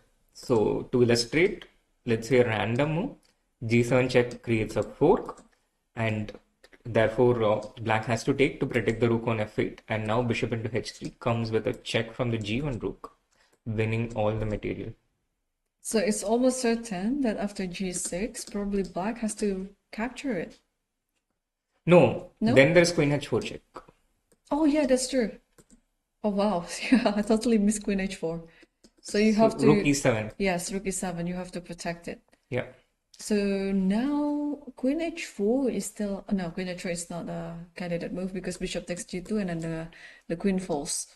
Yeah, the queen falls. So I think now he has to play this endgame, bishop into h3 and queen g2. And this point about the endgame after b6 and rook a3, these things are, I think, very hard for a human to spot. The computer spots these little things. But for a human, it's so hard to just shift your attention to something completely else when your all your attention is focused on the black skin. Right, yes. So how long do you think Arjun will make his next move? Because apart from bishop takes h3, queen takes h3, queen g2, still trying to find if there's any other alternatives. Because, okay, for example, yeah, what about this idea with c6? Wow. So you have to take it with the knight, and then I'll take rook b7, because let's see if you take it with the pawn, there is bishop b4. This is very creative on the other side. So you take with the knight, rook takes b7, and now as black, I should probably start creating counterplay some way. So I attack the e2 pawn. Okay, and now I'll do bishop h3, queen h3, and then queen g2. I'll still do this idea. Yeah, finally all roads lead to Rome, yeah? And queen h3 and queen g2 is that. I just feel like somehow the position is a bit better for white, having the rook on the 7th rank and then disrupting the pawn structure. But I don't know if it means anything to the position evaluation. It just feels like I can relate to what you're saying. I can totally relate that this is potentially a minor improvement, getting the rook to b7. You have an avenue where you can exert pressure, and you're basically keeping pressure on all sides of the board and opening up an extra front. extra friend. Yeah. Oh, I'm so happy with my analysis today. Oh my gosh. I think I'm ready for my next tournament with Srinath. Yeah, I think so too. Yeah, so let's come back to the current position of the rook e7. Now the more I look at this position after c6, I think the more I like it. This could be the move that Arjun is going to play. Meanwhile, we have a result in one of the other games. The game between Idani against Amin Tabatabai has ended in a draw on the 5th port. So they also moved to 6 points. This is our second top 10 finish. The other one being the earlier game between Abdus Salimo against Yakuba Nodirbek. And the legendary player Vasily Ivanchuk has also finished his tournament with a draw. Yes. Against the young Madamino from Uzbekistan. Right. But they are on 5.5. So Yes. wow, there will be a lot of people with 6 points actually, because on the second and third board they're all 6-pointers. I mean, it could be decisive. So if those two games going to be decisive, then it will leave 2 players with 6 points as well. Yeah, I can imagine the players with 5.5 today having a little less motivation because even with a win, they are not catching up with the leader. And the people with 5 even less so, because even with a win, their chances of making the prize list, the top 10, is, I think, considerably low. Yeah, but as usual, the last round is always the most challenging one. Not only that It's a different schedule because you play a few hours earlier than usually, but also, your energy level is very important as well coming to the last round. It's actually I haven't taken a look at the lower boards because this is where usually mistakes happening. Absolutely. But we don't have to go too much lower to find something exciting because I also see a very exciting finish shaping up in the Nodirbek Leon Mendoka game. It's probably a bit early to call it a finish, but since Arjun's going to maybe take a couple of minutes here, we can quickly go and Yep. have a look because Leon itself has only 2 minutes more. And this is the live position right now. White is a pawn up, but his d file is pinned. And I was actually considering White completely ignoring this and taking the Then pawn on take f7. G5. Oh, Ah, I thought going to take on G5 first. also possible, but I think there is a second rank difference after queen into d1, rook There's f7, rook and rook d7. d7. Yeah. Now I remember. Yes, so I think you have to take on f7 first and then just ignore this spin on d2. Yeah. So rook into f7 also requires black to play rook d7 here. And because I think taking this bishop on d2, which feels natural, should be completely lost. Check and maybe just queen to c2 with the idea of rook into h7. And this is deadly and devastating. So black has to play rook d7 here also. But even with rook d7, black still maintains his pin, Irene. So this one is not that clear either. And Nodirbek showing his class, his superiority in his ability to play fast because with 14 moves to go, 26 moves are over at this point. With 14 moves to go, Nodirbek has 19 minutes while his opponent has only 2 minutes remaining. Right. And meanwhile, there's some updates on Arjun's game. He decided to take the bishop on h3. Finally, I mean, that didn't take so long. Queen g2 also on the board, queen into g2, and now we are in this endgame after rook into g2. The clarification, I mean, I think there's still quite a way to go in the future, but this clarification certainly, I think a little more in black's favor. Yeah, the position is no longer as dangerous as it looked some time ago, and this forcing sequence has also helped Esipenko make a few fast moves. So he still has 9 minutes remaining for 9 more moves. Right. So now, how to keep going with black in this position? Do you take on g6? Do you pin with rook g8? No, rook g8, bishop f4 is there. So you gotta be careful not to do that. And Yeah. what else? b6 is there as well. B6 is something I like, but you have to be careful here, yeah, because With the bishop b4 yeah. idea, yeah, we showed it before. And maybe one thing that Arjun learned from his own experience from his last year's game, even when things get clarified, even when your opponent has defended everything, you still can keep your hopes alive by exerting pressure till the very last minute. And Arjun himself succumbed to it last year against Nodirbek Abdusatru with a last minute blunder. He weathered through a very similar storm. Nodirbek threw everything at him. Arjun defended. And at one point, it seemed like he was completely safe. I'd even stopped looking at the game thinking, okay, Arjun's going to make it. And then he made this heartbreaking blunder. Yeah. So these experiences, these most painful experience, what I've noticed, we defeat others in a very similar way to how others have defeated us earlier because we are learning from this, and our opponents also react in a similar way because I mean we are all humans with similar tendencies at the end of it. Yeah. I lost count at how many times I tried to learn the game throughout my opponent's fear because sometimes I copied my opponent's ideas when I lost to them. So I would also use it when I am playing with their color to play another opponent. So yeah, I think that's also a natural thing for chess players to keep evolving, to keep learning because chess itself is very dynamic. You keep updating yourself with the current trend, not only about the openings, but also the way to play. Like, for example, you keep mentioning about how Alpha Zero approaches certain positions with this H4 or H5, right? And once you see the idea, even though you didn't consider it at first, but just knowing this trend, this knowledge, you sometimes consider it, and then you see that it might be actually suitable for your position. So you play it. Actually, just a moment ago, I really felt like Esipenko was taking his hand towards the B pawn. Yes. Something, yeah, some pawn on the queen side. I think looking at the position, it should be Yeah. the B pawn. Or maybe he wants to play C6 to protect the B7 pawn and get the But knight. then the B7 pawn will always be a backward pawn until the end of the Yeah. game.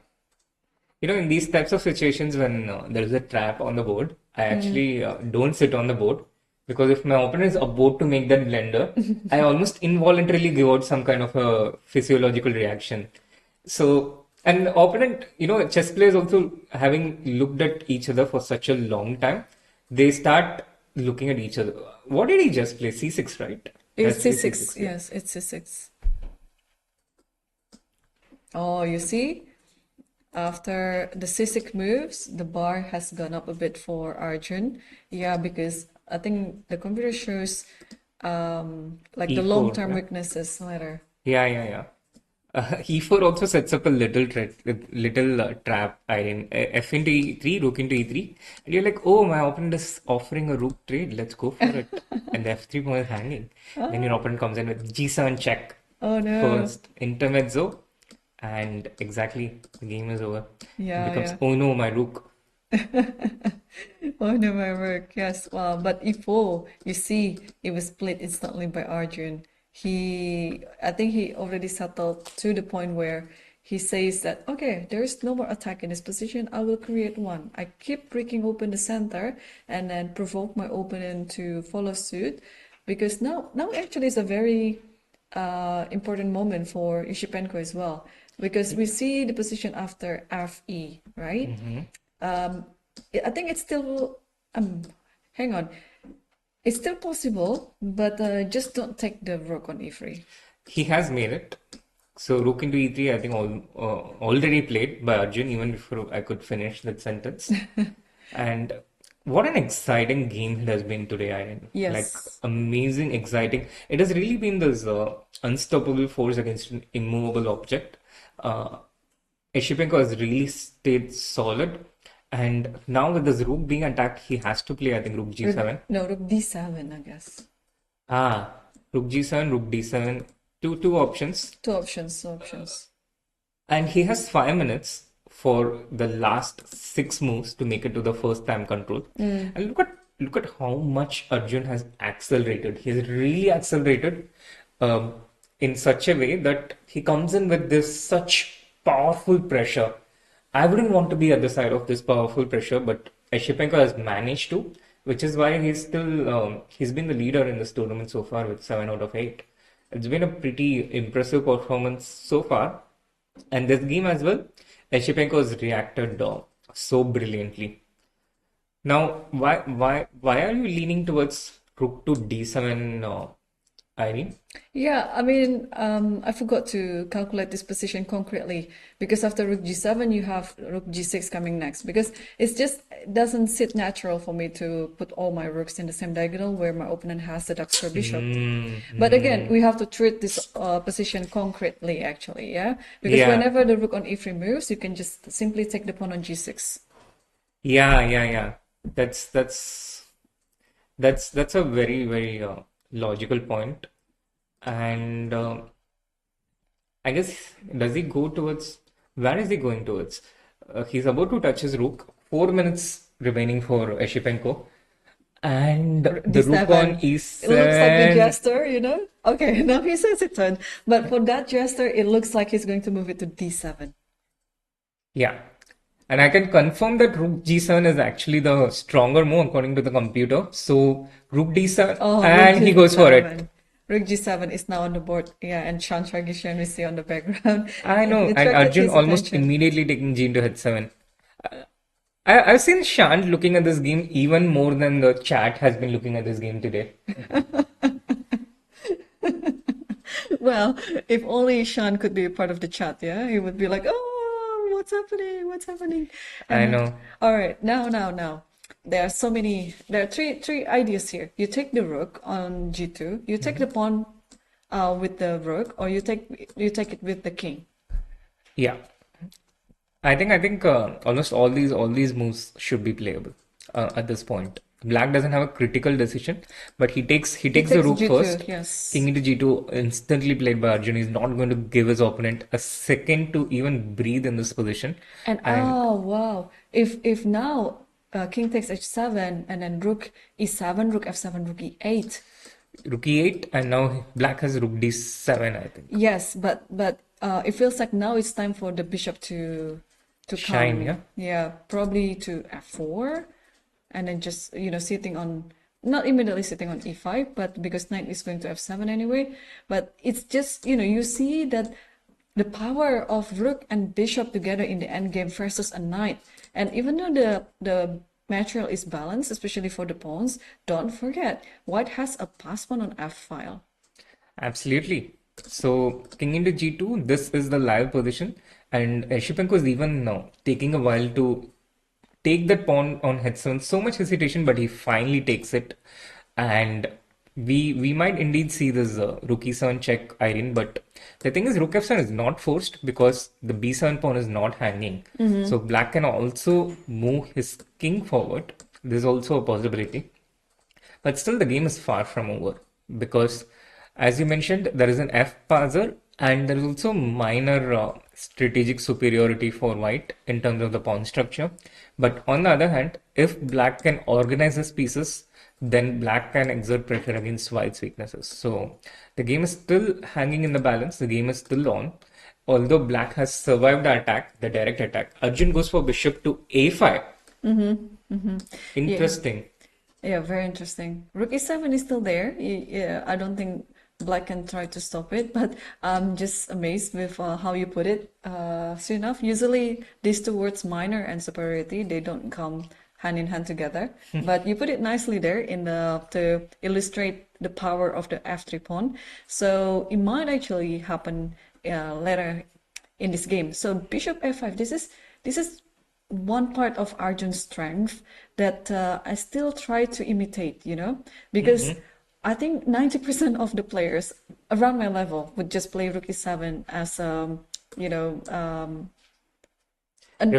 reflex, like an automatic move. Yeah. But yeah, bishop f5 here.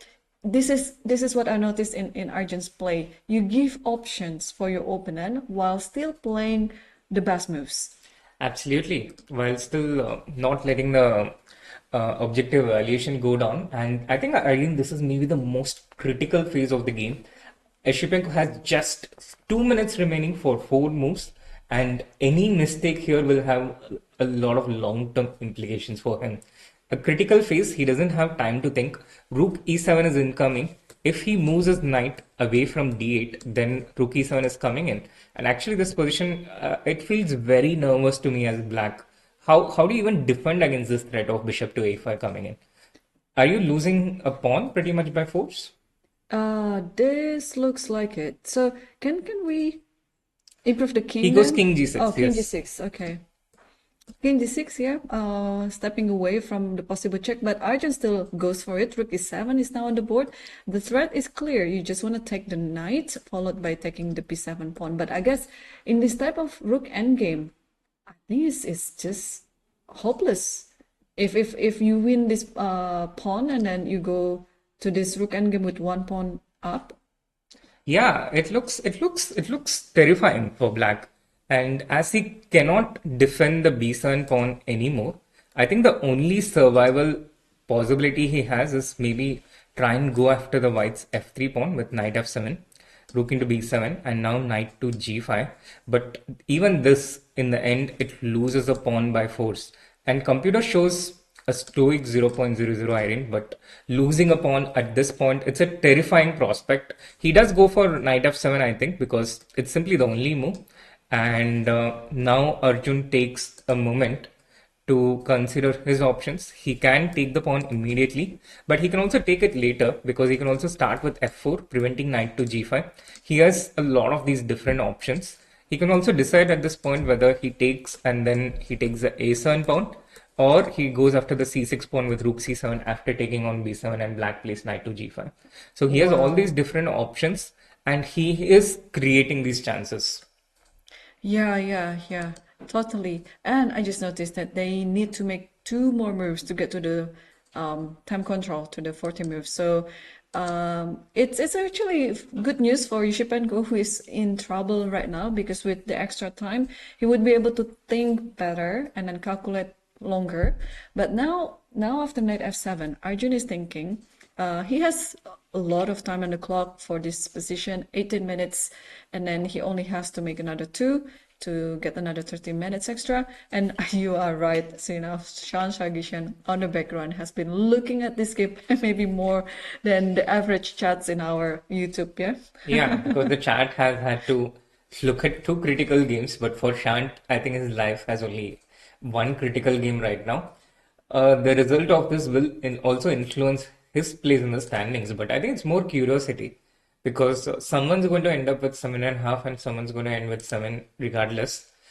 Unless Esipenko wins this game, in which case he will go to 8 points, Arjun will have 6.5. But looking at this position, it seems like only one player has chances, and that is White, because White is winning a pawn by force.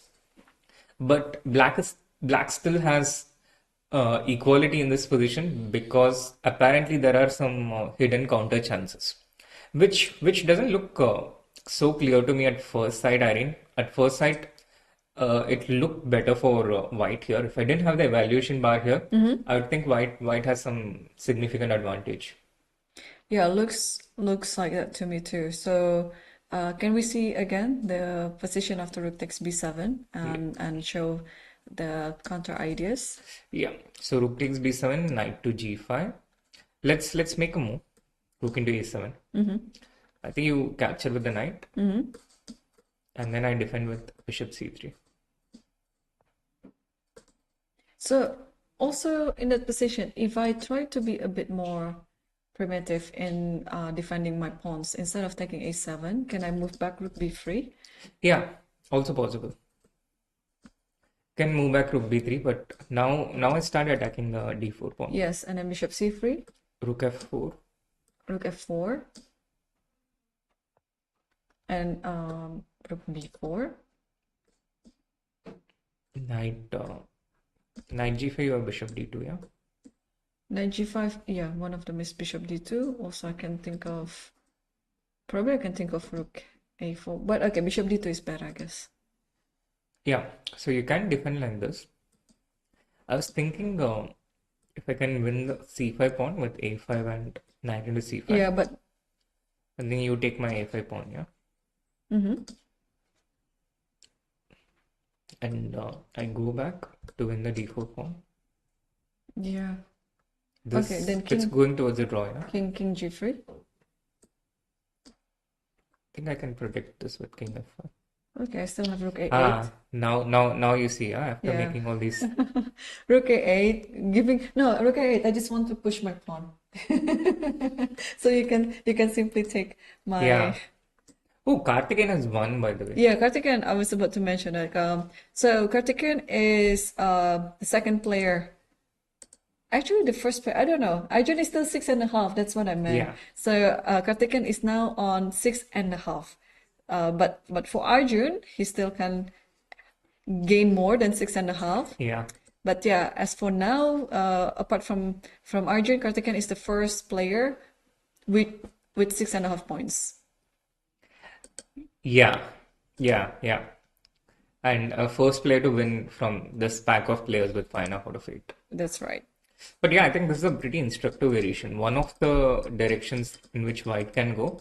And at this point, I'm not really sure if the players are evaluating this as 0.00 as the computer shows, because it feels like White is better, and in the sense that it's White trying to win here and Black is defending. Arjun has taken the pawn on b7.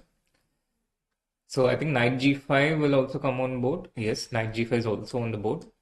And now let's see if he goes for he goes for rook b3 idea. Yes. Be like Irene. Yeah. So Isipenko just needs to make one more move Yeah. to have another 30 minutes. Yeah, this another 30 minutes is very important because it's very unpleasant to, defend for an extended period, like for 1.5 hours with just 30 seconds remaining. You're at a situation of high alertness. You have to be constantly on your toes. You don't have much time to react. You have to keep calculating these different variations, and you can't even just walk around or move. Okay, so apart from knight e6 here, can Isipenko tries other ways, like rook e8, for example? Rook e8, can I just cover it with king f1? He plays something else. I think it could be king f5 actually. That that is an interesting move. Oh no, Oh, knight he goes a6, knight knight e6. a6, yeah. Wow, okay. I don't think Arjun can afford losing this pawn on d4. Bishop c3 is there, but let's not limit ourselves to only that option. There's also rook d. No, no, no, no, no, no, no. Rook d3 would be game over. Yeah.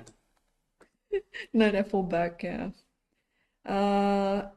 Rook b4, it defeats the purpose because then the bishop cannot participate. So yeah, bishop c3.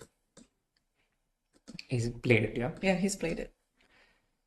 Wow. Such an impressive defense, I think. Such an impressive attempt to create pressure by Arjun. And Esipenko being equally up to it. Such an impressive defense also by him. And the game still hangs in the balance after the first time control has ended. 41 moves here. Now, Esipenko being classically trained, I think he's going to take a little bit of time just to, shift from the adrenaline mode to a more calmer mode. Meanwhile, I think there's also something very exciting happening in the second board Exactly. between Nodirbek against Leon Mendonca, where Leon has 10 moves to make and he has just lost his third pawn. He's lost his third pawn in this position. It has gone into an endgame. I think.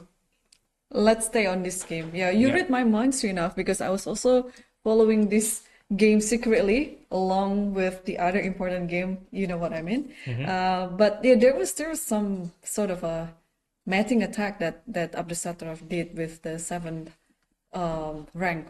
But now it's simplified a lot. But the result is now it's a It's a two pawn up endgame. two-pawn up endgame with a pair of bishops. Yeah. Yeah, one bishop is traded now with bishop into g5. Black will play knight Oh, yeah. f3 check.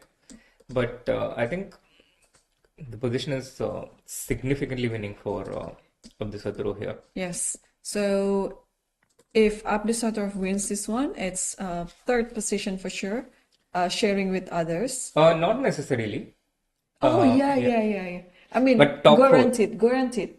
A top four because I think Abdusattorov has the least tiebreak. The tiebreak is the rating performance. Yeah, what I meant is sharing third place. It's guaranteed. Right. It could be sharing second Second. place. Yeah, I think sharing second is guaranteed. Sharing second is guaranteed How? because one player is on 7. He's going to No, stay no. at 7. Sharing second, how? It's either Isipenko and Arjun, right? If Arjun wins, then Then Esipenko is on 7 points along with the people who oh win with yeah, 6 yeah. points. I kept remembering Abdusattorov being on 5.5. Oh no, he's on 6. Yeah, so he's on 7 right now. I mean, if he wins this one. Yeah. And Irene, the first place for the FIDE circuit gives 23.6 points, and the second place gives 17.2, a clear second place. But we are not going to have a clear second place. It's going to be shared between a few different people, which in this case I think gives around, I'm not entirely sure how much. If there are 2 people with 7 points, then the player between number 2 and number 3 gets around 16.1 points. But if it is 3 players with 7 points, which could happen, then I'm not quite sure how many points they get. Right, yeah. But I mean, for sure, Arjun has to just keep focusing on his game. And we still don't have any move from there. But from this position, rook d8, where do you go with the bishop? Because it is currently under attack, and Abdusattorf is about to make a move. Oh, he goes for a counter attack f4. Yeah, the Irene instinct. Iron instinct. Yeah, if knight f7, then you can grab that pawn on h7 and then wins another pawn. Yeah, Rook takes d3 is on the board, only move, and now take on g5. it's actually pretty winning, yeah, as winning as it gets. And I think at this point, Leon is just resisting out of inertia. But at this point, I see absolutely no scenario where Abdusattor is not winning this one. Even in as many different multiverses as you can think of. So, G6 is one way of taking the advantage further. Leon plays the rook to c3 to attack the c4 pawn, and now basically he has an eye on both the a3 and the c4 pawns, and he will try to win back at least one of the pawns, because with the 2-pawn advantage, white is completely winning. But with a 1-pawn advantage, there is still some hope to try and salvage a draw. But I can imagine Abdusattor has clearly calculated this, and he's as good an endgame player as I think any of them in recent times. So he understands that there is some kind of a win here. Let's say G6 with the idea of threatening mate after rook a8, h into g6, h into g6. The king tries to escape with king to f8. Now you push the a pawn forward. Black takes one of the pawns, a5. But black only take one of the pawns. Going after the second pawn, he doesn't have time.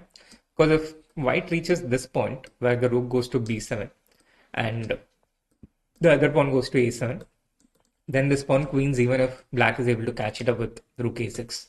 Rook b8 check comes, and on the next move the pawn queens. Yeah, he pushes it. g6 is on the board. Yeah, so h into g6, h into g6, king f8 is also, I think, happening. Yeah, it has happened. And now Nodirbek just needs to calculate this variation after a4, rook into c4, a5, which I think is high. Starts with rook f7 check. So after king g8, the rook can go back to a7 or go to c7. I think he can just go to c7, king f8, and now he can actually push this pawn to a4. This is what Nodirbek is going to play. And after rook e3, he starts pushing this pawn forward, and this pawn easily goes towards the 7th rank. So it's not difficult to calculate this. King f8, rook f7 check on board. King cannot go to e8 because the g7 pawn would be lost. So it has to go back to g8. And now rook c7 is, I think, white's intention. Well, I don't think we'll see any of those moves. My prediction is the game will just end here after rook f7, because black is facing two difficult options here and time is no longer an issue. I mean, especially for white. White has more time on the clock. Yeah, and he's actually now passing to reflect, yeah. You can see him, he stopped playing instantly, although his move is forced. And he's passing to reflect on the position. He's passing to reflect in general. He's shaking his head, possibly regretting some of his earlier choices. And I learned already something. I was trying to double check what we were saying the other day. Acceptance is the 5th stage of grief. Yeah. But you told me it's different for men and women, right? You're using my own word. Okay, king e8 is on the board, so Leon is deciding to continue. Yeah. So I think Nodirbek will take the pawn on g7. And that will be his 40th. Yep. And meanwhile, there's still no move update on the game between Arjun Erigaisi versus Andrei Esipenko. And can we quickly look the current position of Sagishan versus Salim? Yeah, since they have been looking at others' games almost all through this round, we can also have a look at their game because I think it's going to end in a draw. D7 check it's pretty much a draw offer here. He's made the move to D7. Will Salim take the pawn or will he play King D8 and then play Rook D5 Nah, to he take the will pawn? take it. King, just simplify everything. 2 versus 1, yeah? Take and then take B7, King E6, Rook G7, Yeah. and then King F5, and then that's basically a draw for after that. Yeah, I realized I can always ask you whenever I want to know what Salim is going to do because you have been on point almost all the times where I ask you Salim's move.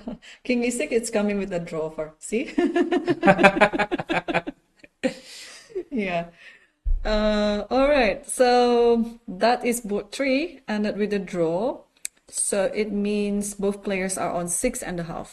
Which means Nodirbek is going to be the only player who can reach 7 points apart from those on the first board, which is Arjun and Esipenko. And as we mentioned their name, I see that there has been a move just now. Esipenko has played the knight to f4 check after a 6-minute thought, and he has actually left the board. Arjun had already left the board. After 40 moves, this is an extremely normal thing. People Yep. get up from the board, they go to the washroom, they go to the refreshment area, drink some water, and it's a break time for them. So it's understandable that both the players are not on the Right. board right now. Right. Okay, so I guess we can also take a quick break while the players are. Right.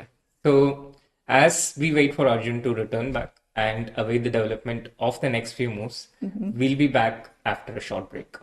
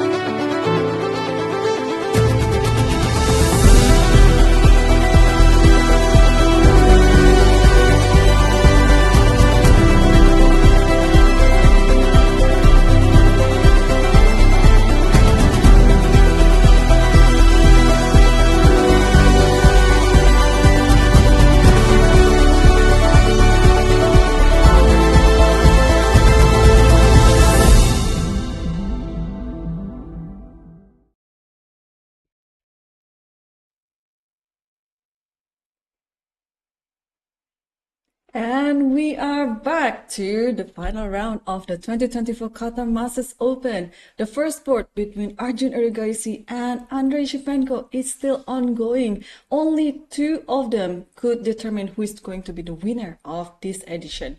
And before we go to that game, there is one game that attracted our attention, which might be the end of it. So let's take a look at the game between Abdusattor versus Mendonca Leonluc. And Irene, I think we are in some of the final moments of this game because with rook to e3 on the next move, which I think Abdusattor will pretty much play, he's already played it. He keeps two extra pawns, and as we know in such rook end games, the two extra pawns is more than enough to win the game. These two pawns are also so far apart. So for white, there's a very simple winning technique. The rook on e3 prevents the black king from going past the f file ever. Meanwhile, the white king makes a long journey towards the a4 rook, attacks it, and starts pushing the pawn. And this is pretty much all he needs to win the game. So with this, I think with this inevitable win for Abdusattor, if I may go on to say, with confidence, Nodirbek will reach 7 out of 9. And the only other two people who can reach the score of 7 out of 9 is the game on the first board, Arjun Erigaisi against Esipenko, which is reaching also towards a very interesting point. We just saw before the 40th move here that Arjun had won a pawn, courtesy his move bishop to a5, attacking the knight on d8. And Esipenko had to give up this b7 pawn, which was being defended by the knight, but it could no longer be defended. But he gave up this pawn and instead went for a counter-attack. Arjun defended the pawn with rook b3, knight to e6, attacking the d4 pawn, bishop to c3, defended it. And now, after placing this knight on f4, he started bringing his rook into the game. Now, Arjun went for another pawn with rook to b7, but Esipenko doesn't mind. He just brings his rook, and what Esipenko is basically doing is, even if he loses a second pawn, the rook, the knight, and the king, and the activity of black's pieces threaten to create at least a perpetual, and in some cases even a mating attack against white's king. Yeah, you're absolutely right. But also, in order to match the power of rook and bishop, black has to come up with this idea. Yeah, you have to give up your pawns, but in return, you have both of the knight and the rook active. So this is going to be quite a full compensation for the pawn, I guess. So here Arjun has to really thinking hard not to. I mean, if he would like to make a draw, I think he could just simply offer it. Absolutely. Esipenko would grab the hand right away, and then the game will end a draw. But of course, Arjun here is going to keep trying to fight for the position. Yeah, he's going to keep trying. He has 37 minutes. His opponent has 19 minutes, and there's no further time control. So this is all the time they have till the end of the game. And Arjun will try and keep prolonging the game to the maximum extent he possibly can. Yeah, obviously. So now let's take a look some ideas after rook h2. Let's see what happens after rook takes a7. Good question. Good direction. I had a brief peek at what the computer was saying here, Irene, and what the computer was saying is there's not one particular move, not one particular forcing variation which holds the balance for black, but there are multiple alternatives. One of them, I think, was rook to c2, attacking the bishop and trying to go after the pawns, especially the d4 pawn, because if the d4 pawn falls, then the f3 pawn and the c5 pawn is also vulnerable. So rook to c2. Rook to c2. Okay. Let me think something. Oh, I really hate playing a move like rook a3. So I'm not going to even consider very seriously because there's no improvement can be made. So I'll move my bishop. But where? Yeah, that was going also to be my next question. E1? Maybe E1. Yeah, let's pretend that I have to defend the king. Yeah, and if you can put this bishop onto e3, for instance, then I think for the moment, white's position seems to be safe against black's threats. Uh, But here I can play maybe rook to c1. Arjun plays a4, by the way. Ah, so he pushes the pawn. He prepares to have this pawn advanced when he takes on e7. And I should say it's important not to be deceived by the stoic evaluation of the computer, which shows a resolute 0.00, because the position still has complexities. There are ways for white to still keep creating problems for black. And of course, there's also a possibility that white overextends and black takes over. So I think all the results are in the mix. Yeah, I totally agree with you here. Usually when the computer shows it's 000 because the computer finds all the alternatives, all the response for black especially, who is fighting for draw in his position. Rightly so, because black is a pawn down. But it's different with human, right? When you are pawn down, you're just trying to get as many compensation as you can. Whereas for the computer, it is already clear that it is just a 000 position. Yeah, absolutely. 0.00 denotes an equal evaluation, but not all 0.00s are equally equal.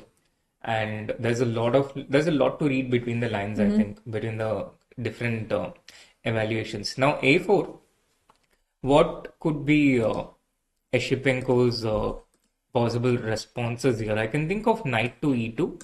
I can think of knight to e6. There are also ways to try and go after the f3 pawn. There are all these choices, Irene. Oh my gosh. Sorry. I saw this happening. I told you, Lee Kwang. Check the game between Lee Kwang against Ding Liren from the Olympiad. Gosh. No, I think I'm so sorry for the viewers. The camera can be back on us, please.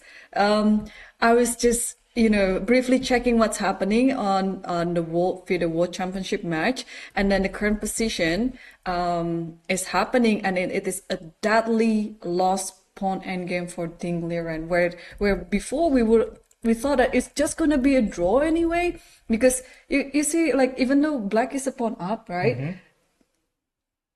There's so many squares for the bishop, for the light square bishop, but for some reason Ding Liren put it on a8, and then it's forcing Gukesh is forcing him into the pawn endgame, which he cannot avoid. And then of course now in the pawn endgame with one pawn up, it's Crazy, GG. crazy turn of events, Irene, and the game is still not over though. So let's not jump the gun before it's over. But in case Gukesh wins, Gukesh, congratulations to you for becoming the 18th world champion, if my count is right. And also, Irene, I was just going to tweet this a couple of days earlier that whenever Ding lags behind in a world championship match, he turns into an absolute beast and strikes back. So I was thinking the best strategy for Gukesh might be to win and take the lead at a moment where there's no further game in the match. And seems like that's exactly what's happening now. It is a completely unimaginable to see game 14 to be like this. Like, sorry, I'm just speechless. It's just that I'm now starting to feel the situation for Ding Liren. I mean, it must be very heartbreaking, very sad. Of course, for the Indian chess fans, this is something that, of course, that you have to rejoice about. And there you go, we have an official result. Ding Liren has officially lost game 14, and therefore Gukesh is the new world champion. Incredible.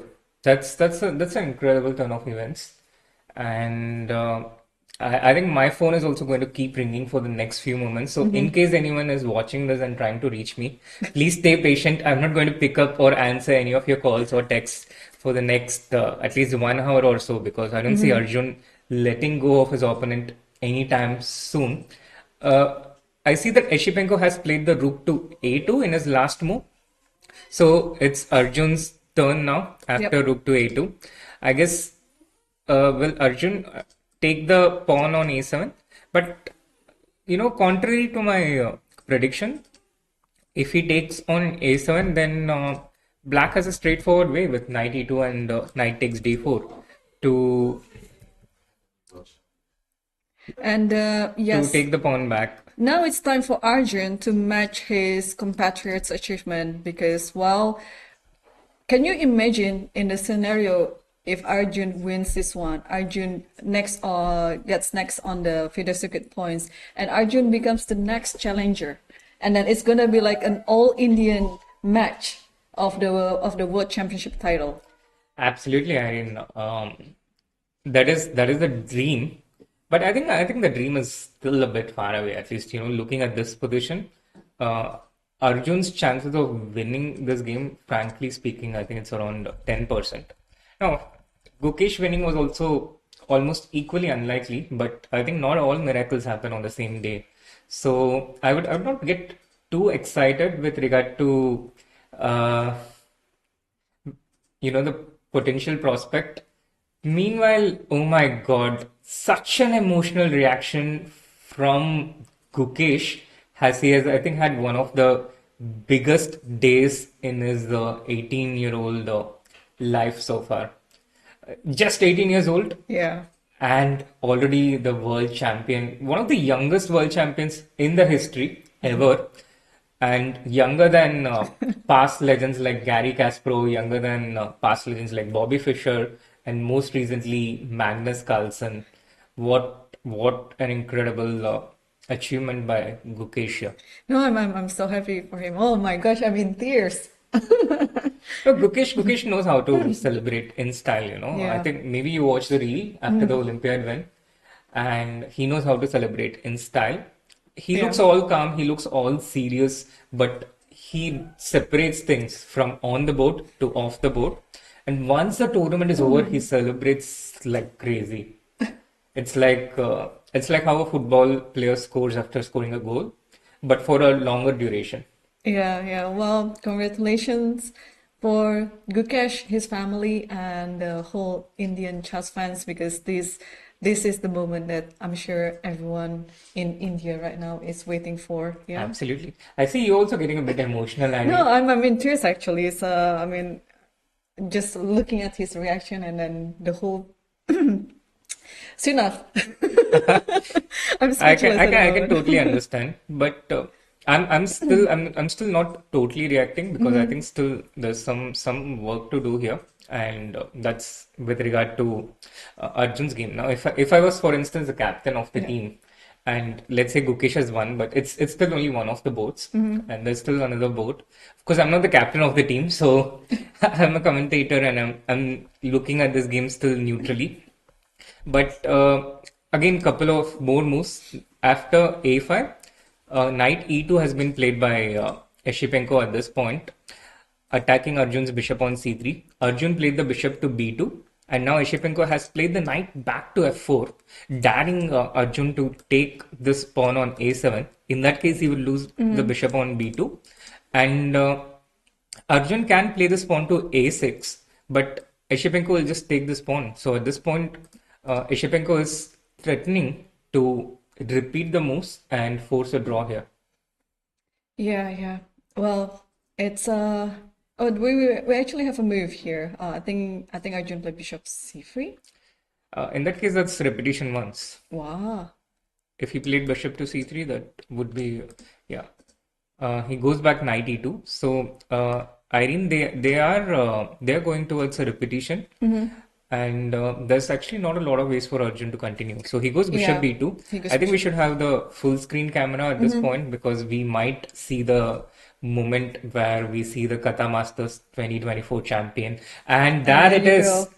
It's a win for Andriy Esipenko. He's the winner of the 2024 Qatar Masters with a draw against Arjun Erigaisi, who really fought. He threw everything at him and created a lot of pressure, but Esipenko was equally up to it with so many precise defending moves in at least the last 20 moves and deservedly winning the Qatar Masters 2024. Yeah, congratulations also for Andrei Shipenko, yeah? And wow, I'm still trying to regain myself from Gukesh's win. And it's incredible. It's incredible.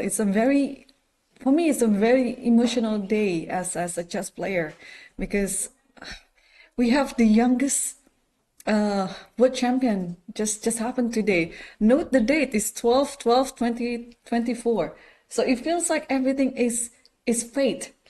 Yeah, It's I like know, a right? destiny. It's Yeah. like, the ending of the days. It's like 12 December. It's like 12/12/2024. It's like everything is kind of has Yeah, yeah, its yeah, yeah, rhythm, yeah. The so pattern, the the pattern, mathematical yeah, pattern. exactly. The So 18th world champion, 12/12/2024, and there's a lot of multiples of three there, multiples of two. yeah, yeah. Wow, it's amazing. But okay, we have the winner of the 2024 Qatar Masters Open. Andrei Shipenko is now on 7.5, undefeated, and is the outright winner. And on the second board, Abdusatov Nodirbek is still playing on against Mendonca Leon Luke, and it looks like Abdusatov is going to win this game. And when he wins, he's going to join Arjun Erigaisi with 7/9. Yeah, yeah, absolutely. Um, he's going to he's going to catch up, and this has implications for the FIDE circuit as well, Irene. I'm just making calculations on what exactly happens in the FIDE circuit. But since we have a draw on the third board today between Shant and Salim, we have, I think we have the top two confirmed, which is the first place is Yes. Andrei Esipenko, and Arjun Erigaisi will have the second place because he has the superior tiebreak, which is rating performance, over the potential third place winner, Nodirbek Abdusataro. Now, if they tie for the second and third place, as far as I understand, both of them get 16.1 points each, which in this case means Fabiano will continue to lead the FIDE circuit by, let me just give me just a moment and I'll have, so tied 2 to 3 is about 3.7 points lead for Fabiano at the FIDE circuit right now. So Arjun needs to have a performance where he gets this 2.7 points going. Otherwise, Fabiano will be the 2024 FIDE circuit winner and will be the first one to qualify to the 2026 FIDE candidates. The winner of the FIDE candidates will play against the current world champion, Gukesh, in the 2026 FIDE World Championship match. So this is the This is the current moment, yeah. situation. Yeah.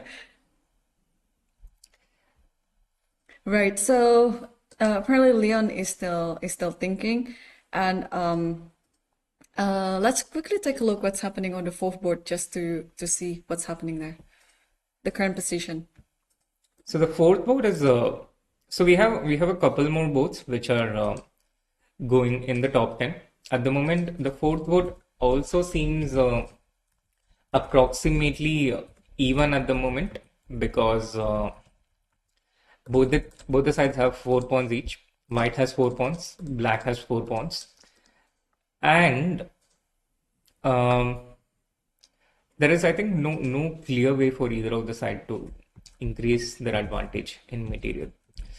I wouldn't take knight into b4 as black though, because this weakens the b5 pawn. So black just needs to make sure he steers away from such mistakes and goes knight to e7 instead. Retreats the knight so that the b5 pawn is not in any imminent danger. And I think black is safe here.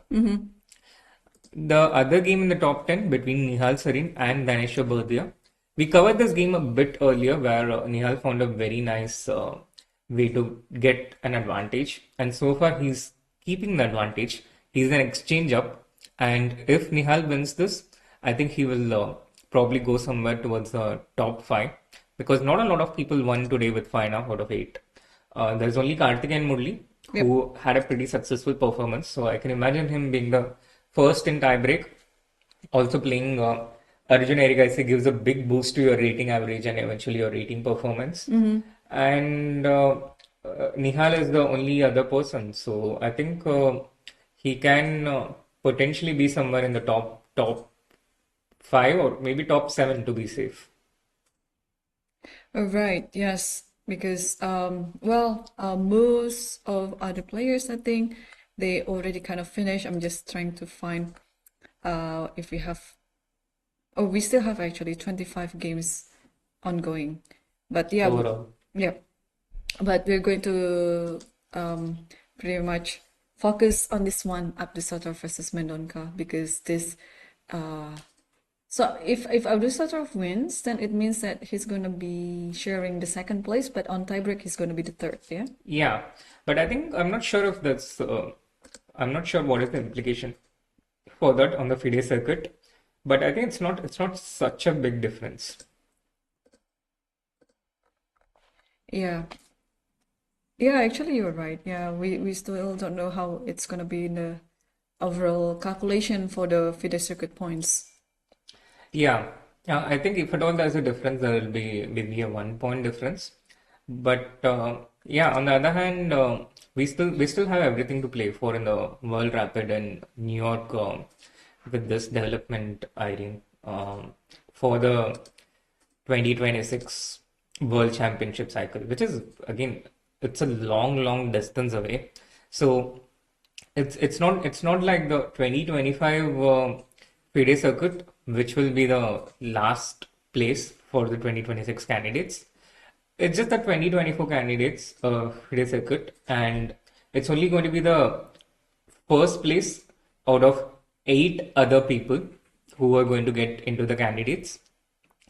But the advantage of qualifying from the 2024 circuit is that it gives you the license to totally relax in the year 2025. But I'm not sure if that is necessarily a great thing, because sometimes having the harder path also strengthens you more. It gives you more challenges, and it keeps your nose on the grind. So I think it's for me, there are pros and cons, and it's not end of the world depending on whoever qualifies. Right. So King C2 is on the board. I think the moves are going to come easy for Abdusattorov here. King will go to B3 and then slowly just keep moving with the pawn and the king. And of course, if should there be any checks, then actually there's some defensive idea that black can try in this position. That after King C2, you just don't really move and then wait until King B3 and then you just keep from the back rank. Yeah, right. Yeah, I think it's a fairly straightforward way for black to for white to win here, right? It's a fairly straightforward way, and how much rating does exactly Arjun retain at the end of this tournament, Irene? So he's 2801. His opponent is rated 2682, and with a draw in this game, he loses minus 1.6. And how much was he gaining until this point? It's 2802.2. So 1.6, so 2101. Sorry, I'm losing my mouth right now. So 2802.2 minus 1.6 Oh, is it's 1.6, yeah. 2801.2 minus 0.6. It's, I think, 2800.6, Yeah, which means 2801 it gets rounded to. Yep, yep. So he keeps his rating, yeah? He gives this rating. He keeps his rating, but he falls back to number 4, which means it will be Magnus Carlsen, number 1, starting at January 2025 official FIDE rating list. Number 2 is Fabiano Caruana at 2803. Number 3 is Hikaru Nakamura with 2802. And number 4 is Arjun Erigaisi with 2801. These will be the 4 players above 2800 going into the year 2025. And number 5 is the newly crowned world champion Gukesh, who has, despite winning the world championship match, he actually lost 6 rating points. So he's at 2777 now. Right. I'm still trying to find words on what's happening right now. There's so much thing to reflect on. Yeah. Absolutely. This has been quite a few weeks because I was in Singapore myself until game 6, and where I left it, it was still equal, right? And then actually until yesterday, it was still equal too. Until half an hour ago, it was still also equal. But yeah, things have turned drastically to Gukash's favor. And Absolutely. wow, And finally, Leon makes a move. What did he do? After such a long time, he plays the king back to f6, and it's a technical win, but it's still going to take I think Nodirbek a few more moves to convert this. He has to get the king to b3. He has to start pushing the pawn on the a file. Meanwhile, we have another result. The game between Artemiev and Zemlyansky ended in a draw, Yes. as we anticipated. So that's another game where both the players had 5.5 points, which has ended in a draw, which means the only two votes in the top 10, which is still ongoing. One, the game between Nihal Sarin against Daneshwar, in which Nihal is completely better at the moment. And the other game, Nodirbek against Leon, in which Nodirbek is winning at the moment, but I think he's still going to ponder over this for a few moments. So maybe we can have a short break and return in a few moments when the picture is clearer on this board. Yes, so stay tuned.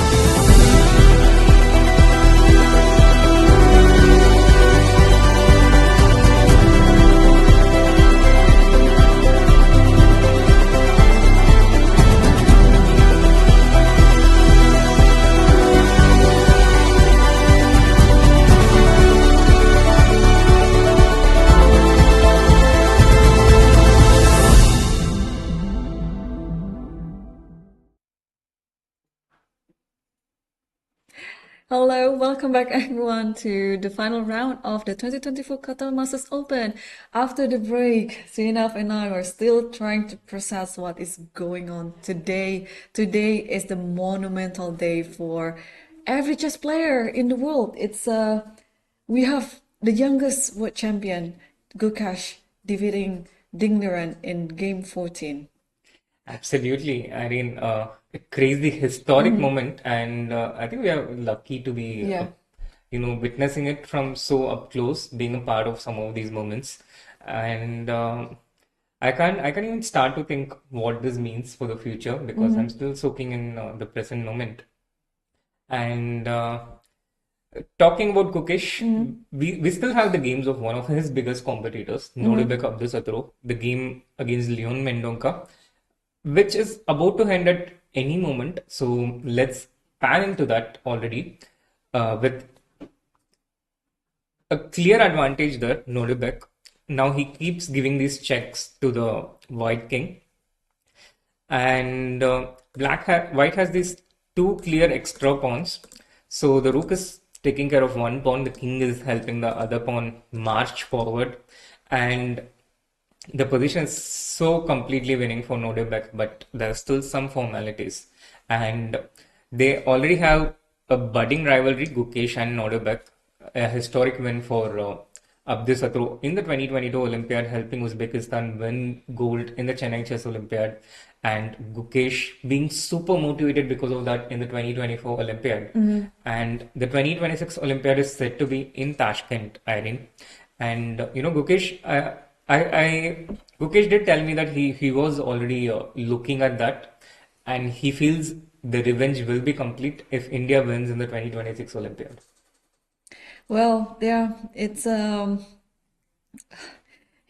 so young, achieved a lot already. Oh my gosh. And then just about 30 minutes ago or so, that's the biggest title in his life, I would say, right? Yeah.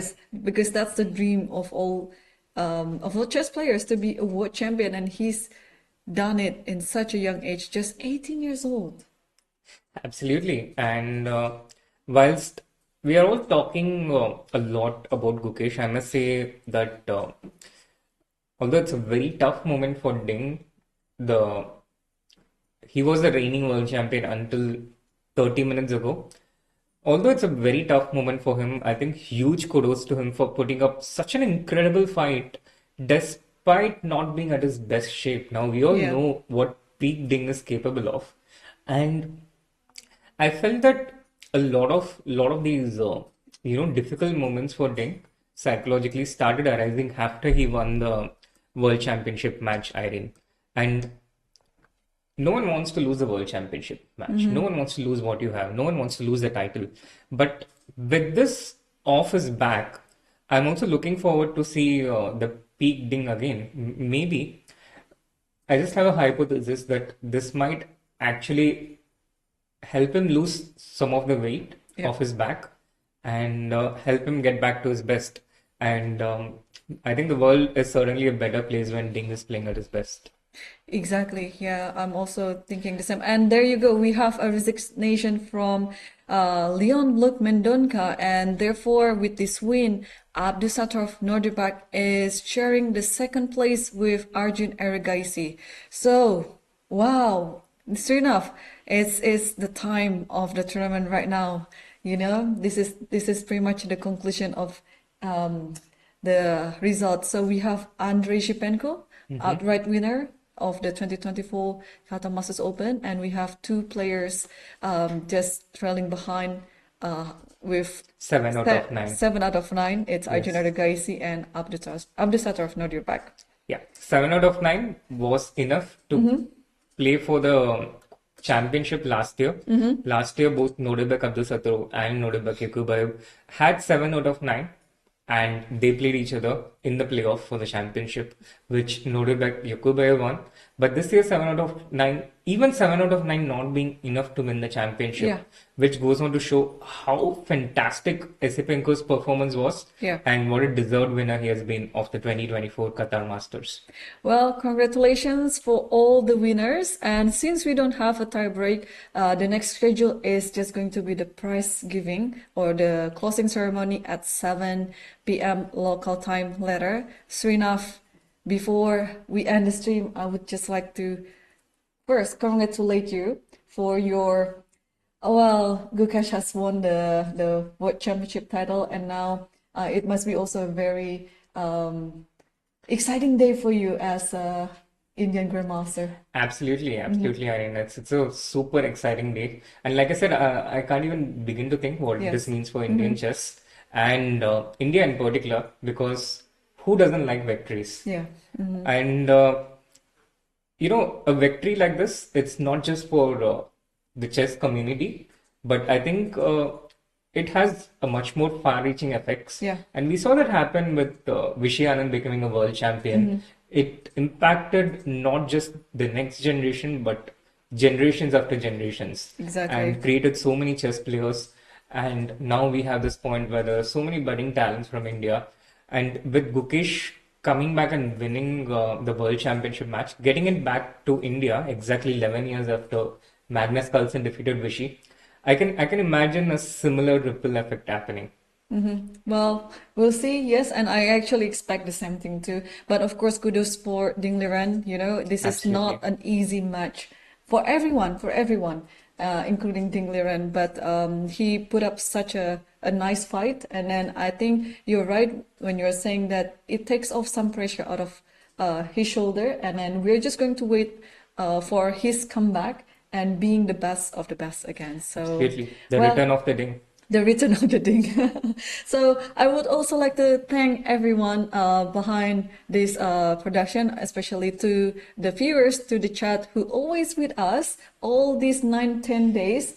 Including during the all exciting World Exactly. Championship match, Game 14, and still being with us. Thank you so much. Thank you so much, yes, and thank you for our media colleague, Kathy Sashalashvili and Angelika Volkova. Thank you for the whole Lichess production team, Theo, Wade, Dominic Toffer, Jesse February, and thank you also for all the other DGT and camera staffers. We have Pavel Dvorkovich and we have Majid and also Ufuk Tuncer.